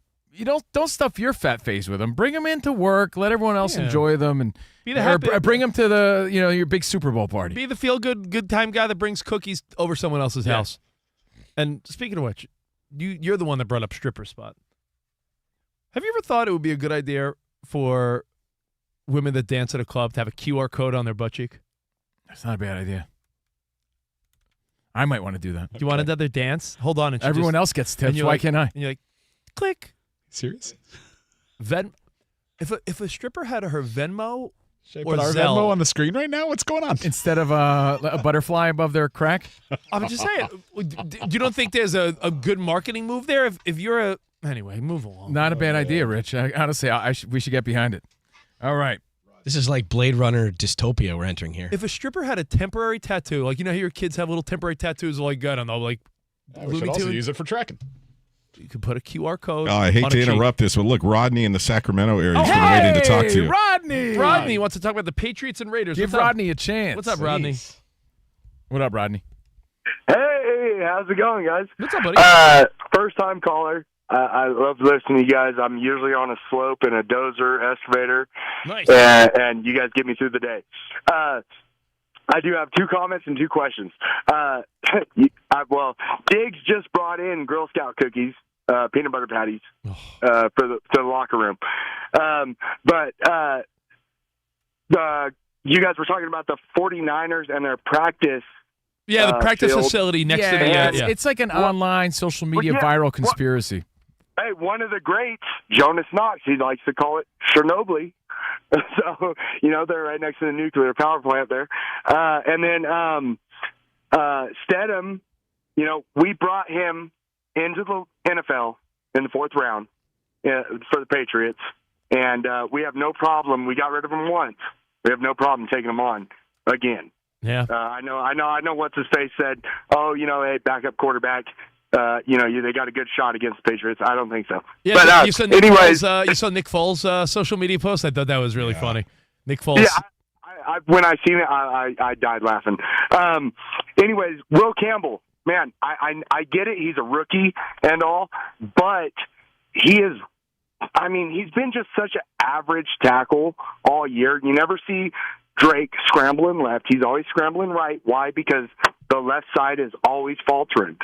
So, my question about Will is, are we going to keep going with this guy? Listen, man. Hot O-line talk. Hot O-line talk is my specialty. Listen, I think you're doing just fine. The left side could be not as strong as you want, but he's a top 2 MVP candidate, and he's put up big numbers. And Drake May is elusive. He finds his way out of those situations. I don't think the O-line's been what's holding back the Patriots in any capacity. Maybe not what your expectation is, Rodney, but... And it was on his list when I screened that call. He said he wanted to ask you guys if you thought McDaniel was a good fit in Vegas. I'm biased because I like Mike McDaniel. I know he's probably lacking in certain departments, but to me, he's a creative offensive mind. I feel like that's what teams look for now. I like Mike McDaniel. Might be good with Mendoza, a Miami kid. I was thinking that. Be like Scarface and Manny. Well, you know what? Speaking of Mendoza, let's talk tonight for a second. You got your national championship. Danny, here's a good thing for you as a Raiders fan, who you guys have all but pretty much, you might as well start ordering your Mendoza jerseys unless something crazy happens, right? The Raiders have a suite there tonight because they said they want to get a good look at their future quarterback. Let me tell you, and you know what? I think that's a really cool story and a great landing spot. It's about time the Raiders are relevant in that fashion again, right? This is the biggest defensive battle that Mendoza will face. Miami is by far the best defense he's faced in college football. So I think it'll be interesting to see how he stacks up, because how many times is it hard to assess a college quarterback because they're playing defenses that are so much weaker than what they'll ever face in the NFL. For the fun of it, he's going to light him up tonight. Well, just throwing that out there. Speaking of hot O-line take, can his O-line, give him time to make the throws he's going to need to make tonight? But you know what, Danny? It might be a good thing for you to want to see this guy under pressure at times. Because 100%. Anytime we've ever seen a quarterback just cruise through college and it looks like a Johnny Manziel type, where it looks like he's just playing schoolyard ball, and just those guys haven't historically worked out. So I think it would be fun to see him with a challenge tonight, a really good defense. If he could make some plays happen, you'll see what he's like with pressure. You'll see what he's like. And then this quarterback class coming up in the draft is a little thin. On the other side of the ball, Carson Beck, if he has a great game, he can move himself up some draft boards. And your boy Tom Carson Brady Beck. will be there watching. Carson Beck, to me, seems like a guy that will be a really solid backup in the NFL. Do you see a team really putting their stake in Carson Beck? he's going to need some star receivers and players around him. But He looks like a goofball, too. Like, something about him looks like, I don't know. We say that about you every day. That's true. Yeah. Just because you're a goofball doesn't mean it can't be good. Doesn't stop you from being Yeah. cool. You're one of the best. You don't like his face. I don't like his face. That's I'll be what honest. it is. I'm going to pull a Colin Cowherd. He doesn't have quarterback face. He doesn't have quarterback. That's not the guy from my team. Doesn't have quarterback face. All right. Listen, we have more Covino Rich. Yes, I was Sam. Carson Beck looks like he'd play An extra in a Beavis and Butthead movie? a Skinny Pete in a Broadway rendition of Breaking Bad. How about that? Yeah, I didn't want to be mean, but he's no, like, I'm just saying he's got that face. He's got the similar Skinny Pete face from Breaking Bad, so like he could do it live on stage. Yeah, I don't think that's your quarterback of the future. But you know what? We'll see tonight. And we'll talk that. And I do have a baseball thought. A lot of baseball happening as well. So all that and more. Covino and Rich next, right here on Fox Sports Radio. We need a contestant first, Rich. If you want to play Last One Standing, we do it. And we need your help at 877-99 on Fox if you want to chime in and win a prize. We got our CNR on FSR Nerf Football right here on Fox Sports Radio. All right. Cool. DraftKings Sportsbook is an official sports betting partner of the NFL. Makes every playoff moment feel bigger. Ooh, I did terrible this past weekend. Hopefully I do better in the championship round. I said all underdogs. Who won? Not all underdogs. DraftKings has your back on early exit protection. This is cool. If a player in your eligible NFL prop bet goes down in the first half, bet's canceled. You get paid in cash. So download the DraftKings Sportsbook app. Use code CRSHOW. That's code CRSHOW. You turn $5 into $300 in bonus bets if your bet wins. In partnership with DraftKings, the crown is yours. Gambling problem? Call 1-800-GAMBLER. New York, call 877-8-HOPE-NY or text HOPE-NY. Connecticut, call 888-789-7777 or visit ccpg.org. On behalf of Boot Hill Casino in Kansas, wager tax pass-through may apply in Illinois. 21 plus in most states, void in Ontario. Restrictions apply. Bet must win to receive bonus bets which expire in 7 days. Minimum odds required. For additional terms and responsible gaming resources, see dkng.co/audio. Limited time offer.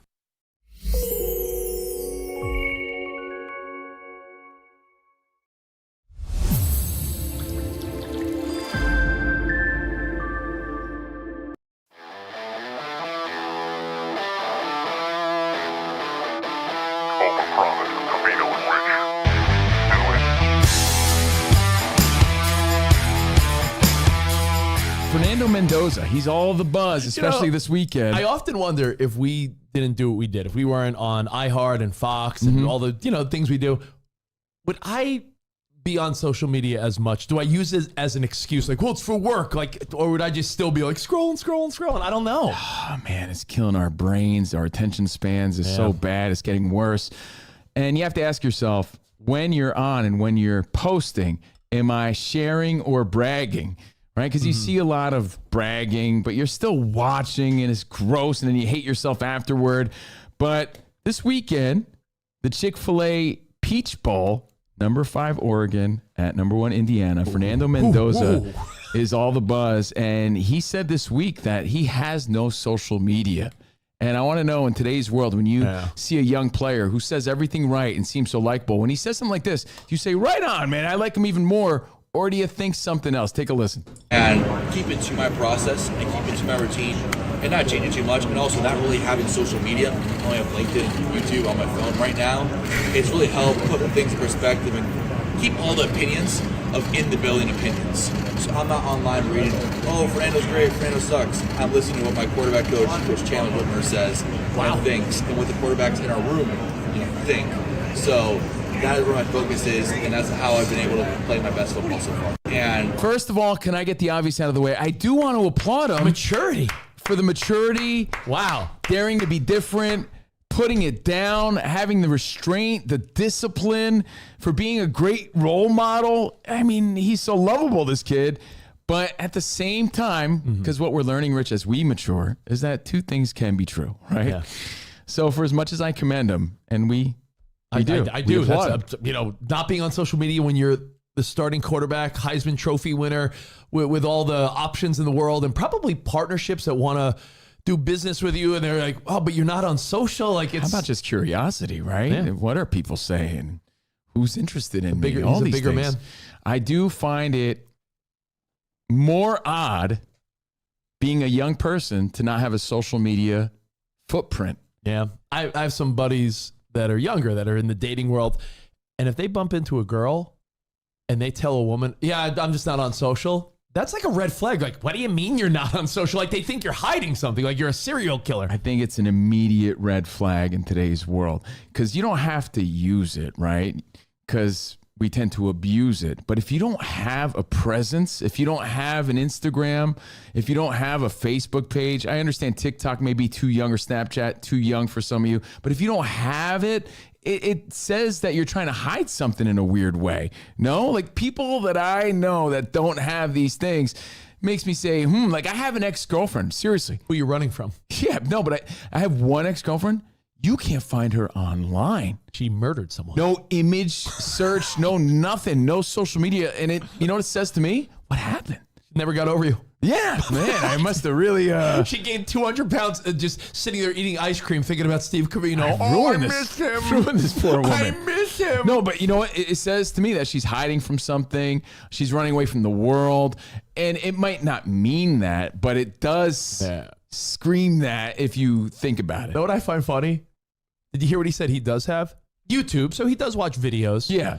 He said LinkedIn. What is he applying for a job after college? Like, hey, Raiders, hold your pick. I have an interview with this accounting firm. LinkedIn? You know what's ironic about that? Do you have a LinkedIn? We're radio bozos for a living. I don't have a LinkedIn. I have everything else. I don't have a LinkedIn, which is ironic about the whole thing because he has one.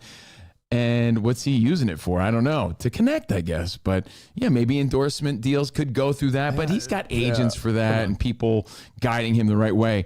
You know, what does it say to you when you meet someone in today's world if they have no social media? Does it matter how old they are? Could we break down the different social medias real quick? Yeah, I think we should. And I do think it matters how old they are because I do see a pushback of kids. You know how kids are like, we don't go to Facebook because they think that's for old people. They're trying to put it down a little bit more and live life. They want more memories. They want more tangible. They want more substance. They're at least trying because they know that something's not right with the way we're living now.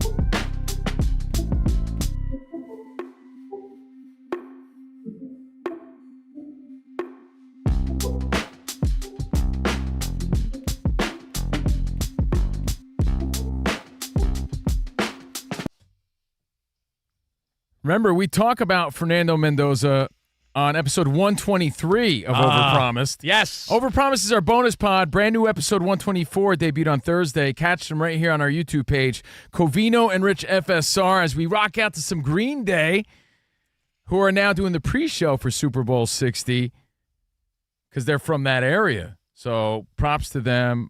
Big Green Day fan. I'm Covino. That is Rich. I think everybody was a Green Day fan in the 90s, right? Sam is here. Danny G, Spot, Dan Byer, live from the Fox Sports Radio studio. Thank you guys for hanging out with us. For over 40 years, Tire Rack has been helping customers find the right tires for how, what, and where they drive. Shipped fast and free, backed by free road hazard protection with convenient installation options like mobile tire installation. TireRack.com, the way tire buying should be. And have you ever wiped with a piece of dry toilet paper and wondered, this is awful? Does it get better? Well, it does. Switch to life-changing, wet, extra-large, flushable Dude Wipes because wetter just cleans better. Available at Amazon and all major retailers. Dude Wipes, best clean, pants down. Pants down. That's how I like it. It is time. What? For the 3 words I dread all week long, all weekend long, because we do it every Monday. Last one standing. You have 5 seconds to battle for your sports trivia life. Man, I don't got it. Put your electronic devices down and pick your sports knowledge up. It's CNR's Last One Standing. Last one standing. All right, I have 4 categories ready to go if needed a tiebreaker. Each contestant gets 5 seconds to stay alive in the round. If you run out of time or answer incorrectly, Iowa Sam takes you out with his famous buzzer. Do not want to hear that. We keep battling until you are the last one standing. If you win 2 of the rounds, you're the top dog. Here are the contestants. 12-time winner Steve Covino right over there. Yeah, let's go. Next to him, 18-time winner Rich Davis. And the champ is back, 37-time winner Dan Byer. Hello. Let's do this. The only 49er who won this weekend, Dan Byer, celebrated his 49th. Yeah. Congrats to him. Let's go to the studio lines really quick here, see who's playing for CNR football. Derek in West Palm Beach, Florida was the first one through. Hey, Derek. Hi, Derek. What's up, guys? Hey, buddy. Derek, quickly, what do you do for a living there in Florida? Serves drinks. Oh, I'm retired. Oh, nice. Good for you, man. Himself. You show off. By the way, Spot is the fact checker during this game. I hate it so much. A lot it's the of worst job ever. lot of anxiety with him doing this, so be patient as he checks answers. Please. Here we go. First category. A home is built with dreams. Oh. You have 5 it's a famous quote. You have 5 seconds to name an NFL team who has hosted the most playoff games in league history. I'm going to take the top 16 NFL teams who have hosted the most playoff games in league history. All right, Covino, you're going to be up first as soon as the clock starts right now. Go. Patriots. Patriots, number 5 with 61.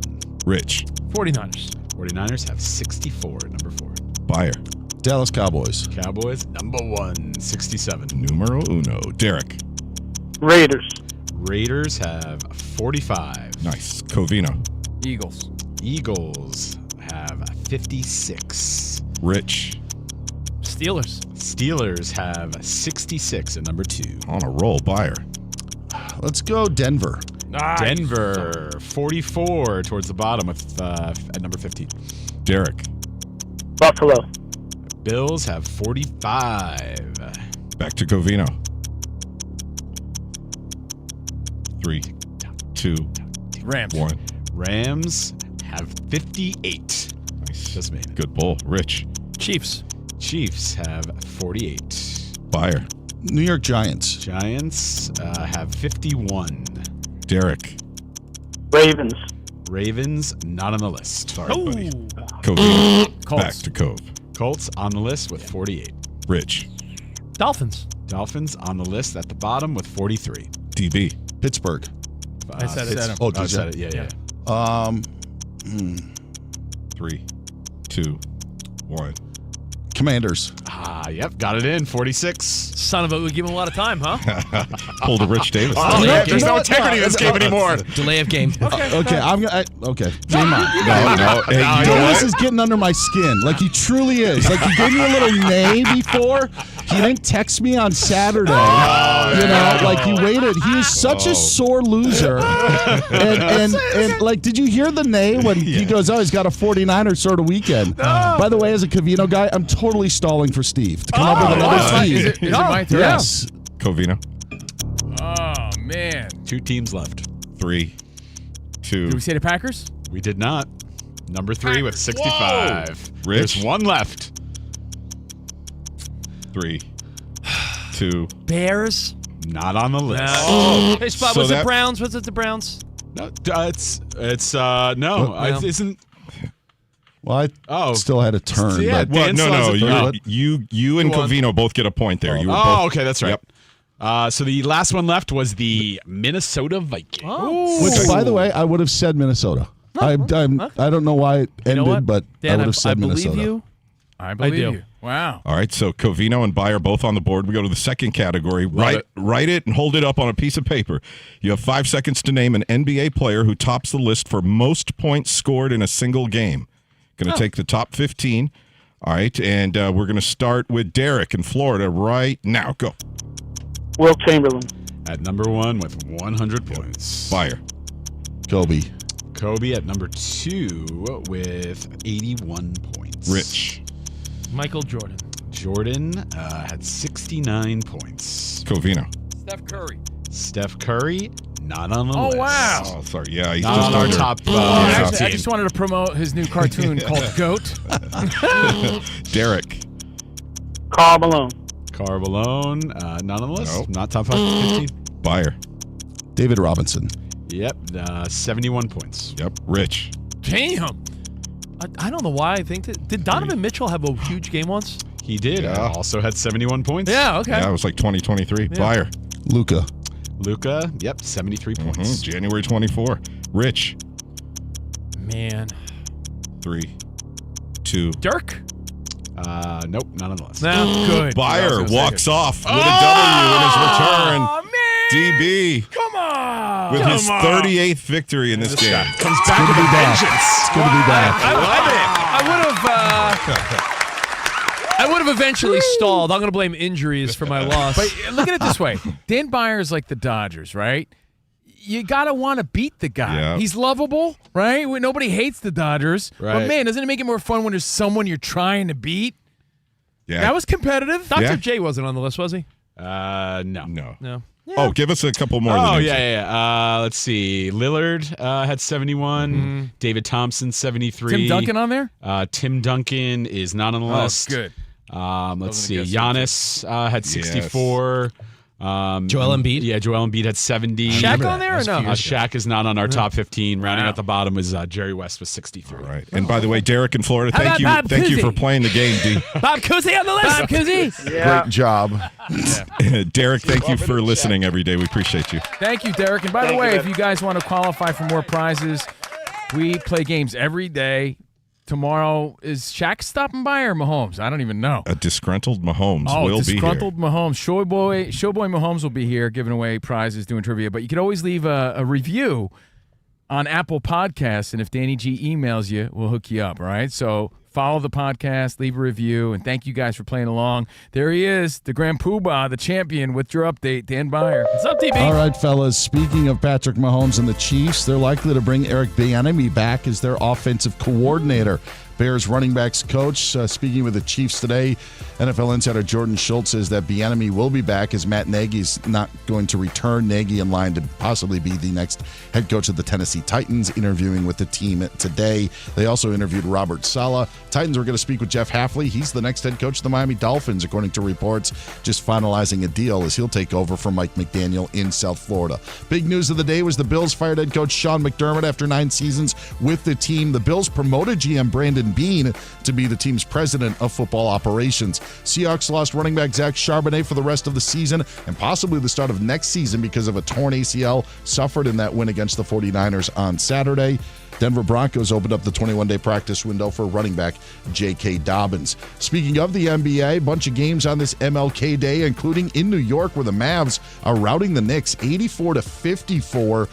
Right now, 3 minutes gone by in the third quarter. The Spurs are on top of the Jazz, 83-71, as they play in San Antonio. 5 minutes left to go in the third quarter. Clippers survived against the Wizards, 110-106. Bucks edged the Hawks, 112-110. And the marquee game of the day, Thunder routed the Cavs 136-104. Shai Gilgeous-Alexander 30 points. Chet Holmgren chipped in 28. Guys, back to you. No, thank you, Dan Byer, the Thank grand you, Dan. champion and the birthday boy. All right, we got more Covino and Rich, a baseball thought. Let's take one little time out from football. We'll talk college football tonight. And again, I have a theory on Bellinger that's really, I think he's the difference maker, and I'll explain. We do that next here on CNR.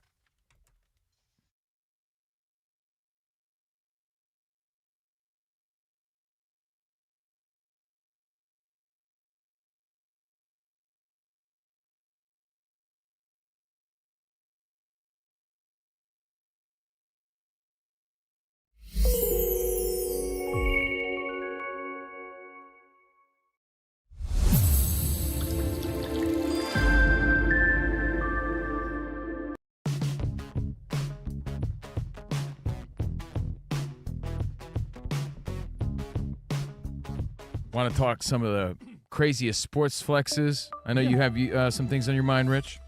Yeah, I mean, this Wemby thing, you saw it before me because I was like, wait, what are you guys looking at here? And I'm like, is his foot? What? Well, like, put it in perspective. Growing up, this is when you realize, well, I guess I'm never going to make it in the NBA. Like, if you could touch the rim, that was an accomplishment. First, like, you hit the bottom of the net. You're like, all right, I'm getting some ups here. Yeah, Covino told us he touches rim just standing up. No. Not toilet. No. You're just thinking playground, right? Honestly, gymnasium, high school. You're absolutely right. If you're just horsing around with your buddies at gym class or at the playground, You started with the bottom. You're like, all right, I got the bottom. I'm not going to BS shit. None of my friends could slam dunk, but it was a bragging right to be like, yo, you could touching rim was like, all right. Touching rim was you had some ups. Touching rim meant you were like roughly 6 foot and like you had some skills. Like, oh, I could touch rim. And then I can't they dunk. started mass producing those adjustable rims. Everyone had one. You lower it down to 8 feet. You start slamming, jamming, rip roaring, and ramming. All right, that was a game changer. But for most regular people, you barely touch rim. And now you got freaks in the NBA like Wembanyama. This dude could lift his leg. He karate kicks it. He could karate kick the rim. Do you understand what we're saying here? That's why I'm putting it in perspective. We couldn't even jump with our hands held high and hit the rim barely. This guy lifts his leg up, a little crane kick like Daniel LaRusso, and he touches it with his big toe. Look at it this way. We've seen things where it's like, yo, you've seen a guy hit his head on the backboard where you're like, yo, he's so tall that he went up for a rebound and misjudged it, and he, ups. Yo, sometimes I used to pray for ups. Never got any. Danny, you've seen players like hit their head. Oh yeah, on like the lower part of the backboard because it just they're so big. But LeBron was trending the other night because on one of his dunks, his head was at the rim, just above the rim, and people were like, this freak is 41 and his head's above the rim still. To think like just a regular guy. If we went to the basketball court right now at the gym across the street, if I told you, Covino, take off from the free throw line and see if you see like how close you would even get, and then think like Michael Jordan and guys like that were taking off and dunking from there and doing pump fakes and you jump, your feet are on the ground like that quick. So when we're seeing guys like Wembanyama now able to put their foot up to the rim, what are some other crazy sport flexes that come to mind? I got a few. I got some fun ones and some legit ones. Like what comes to mind immediately is Kurt Hennig, how he would throw a pass and catch the pass to himself because he was Mr. Perfect. Because he did everything perfect. All right, I'll give you one for real. I'm not saying Mr. Perfect wasn't real. I'm just wait a second. You know how he bowled the 300, was perfect at pool. It was a great gimmick. Mr. Perfect has a sweet three-point shot too. I'll give you one that I always was fascinated by because as a kid, you didn't realize how much strength was needed when Bo Jackson would break a bat over his knee, or just break a bat. You'd be like, "Yo, like you thought about that." And you're like, "Oh, okay," and then you hold the bat and you're like, "Oh." "Yeah, right." He broke it over his helmet. Yeah, over his helmet. You know who did it this year? I'm gonna miss him a lot. Polar Bear Pete Alonso did that this year. And when you see one of these big, strong guys break a baseball bat, you're like. Or it's like a strong guy ripping a phone book. You know, if you tried to do that, you'd probably roll around in pain. So we'll get to your phone calls, your feedback, and we got more, crazy sports flexes next. But we got Ilo now with an update. Isaac Lomicron. Do you mind if I real quick give you my sports flex? Yeah, I would love it. This is not so much as a flex as just a great story. But back in the 60s, during the peak of Muhammad Ali, the top player in the NFL and arguably the greatest running back of all time was Jim Brown. Jim Brown made it be known that he very seriously wanted to box Muhammad Ali. He thought he could legitimately beat Muhammad Ali because he was such a great athlete. Remember, he was like an epic lacrosse player in addition to being a running back. So the two of them happened to be in London at the same time, and Ali tells him to meet him in Hyde Park, which is a famous park in London. So there they are, Ali and Jim Brown, just the two of them, face to face, no handlers, no nothing. And before Jim Brown says anything, Ali starts lightly slapping him, just slapping him like this. Yeah. And Ali's hands were so lightning fast that Jim Brown realized right then and there, yeah, there's no way I could ever. That's a great story. He really saw the flex up close with literally the greatest of all time.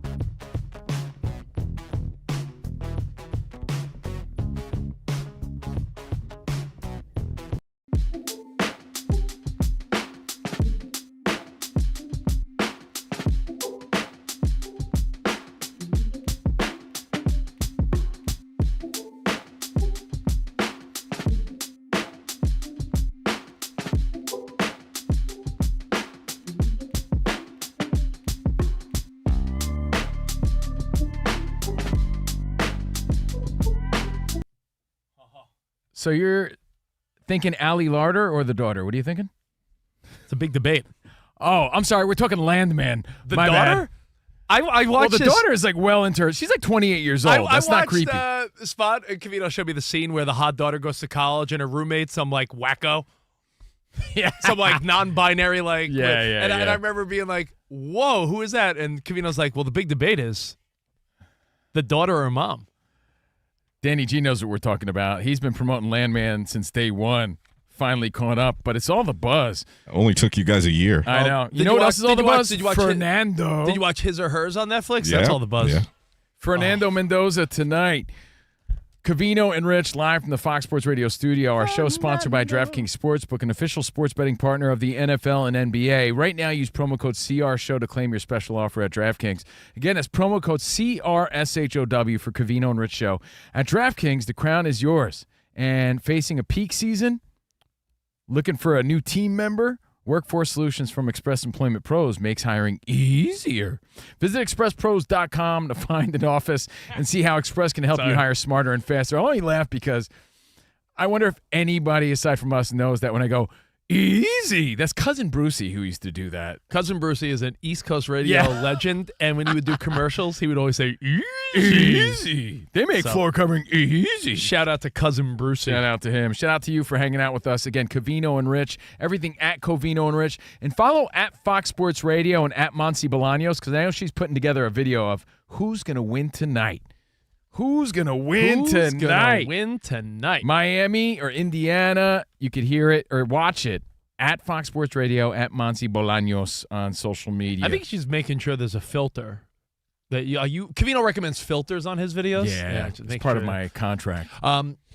So tonight, national championship. There's nothing else we could say other than Fernando on display against the toughest defense he'll see. Raiders fans especially are going to be locked. Danny, you're going to watch this like a Raiders game. Oh, hell yeah. Dude, not only are Raiders fans locked in, like Danny G said, aren't they meeting with coaches there? Like, doesn't Tom Brady have a booth? He's taking meetings there with potential head coaches. They're all there watching. Oh, you think Tom Brady's going to play little reindeer games like, all right, if you were his coach, what would you do on this 2nd and 3? Like, hey, fresh set of downs. If you were coaching him. No, but he's not joking. The report is they are all there watching and meeting with potential coaches.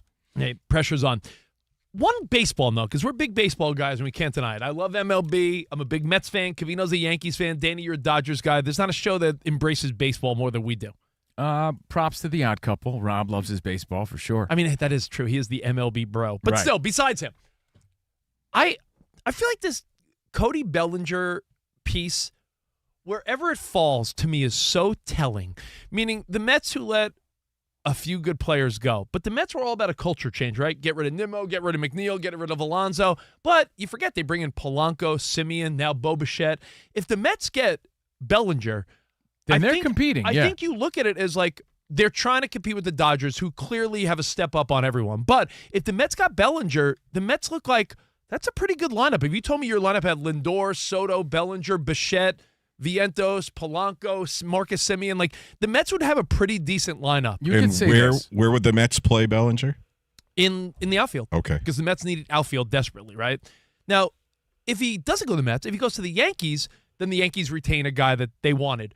But I feel like they don't want to lose Bellinger. But if the Yankees don't get Bellinger, the conflict is they want 7 years. Teams like the Yankees only want to give him 5. But Bellinger, what's interesting to me is that the Yankees have historically been known as the team that gets the guy. If the Yankees don't get Bellinger, that means the Yankees have put up nothing in the offseason, and that's not – Yankee fans don't like that. You have to ask yourself this. With the Dodgers making these moves, and they're clearly the team to beat, right? Whoever gets Bellinger is truly proving to everybody that they're in it to compete and they really want to win. Is that the Mets? Is that the Yankees? We're going to find out soon. I'm not saying someone. He's the difference maker. I'm not saying someone beats the Dodgers, but whoever gets Bellinger is really saying we're willing to pay this guy probably overpaying for 7 years. We're willing to do everything we can to compete with the Dodgers. And you know what? I heard the Phillies have entered the conversation. The Phillies have entered the conversation for Bellinger, but Yankees, Blue Jays, Mets, teams are just trying to get a sniff of what the Dodgers have, right? And whoever fails on this just finds themselves like, well, let's see now. No, this is the difference maker. He's the difference maker. We'll see what happens. Enjoy the game tonight and join us tomorrow for Showboy Mahomes Trivia. Perfect. We'll see you guys then. Arrivederci, baby. See you in the promised land. Goodbye. Goodbye, guys.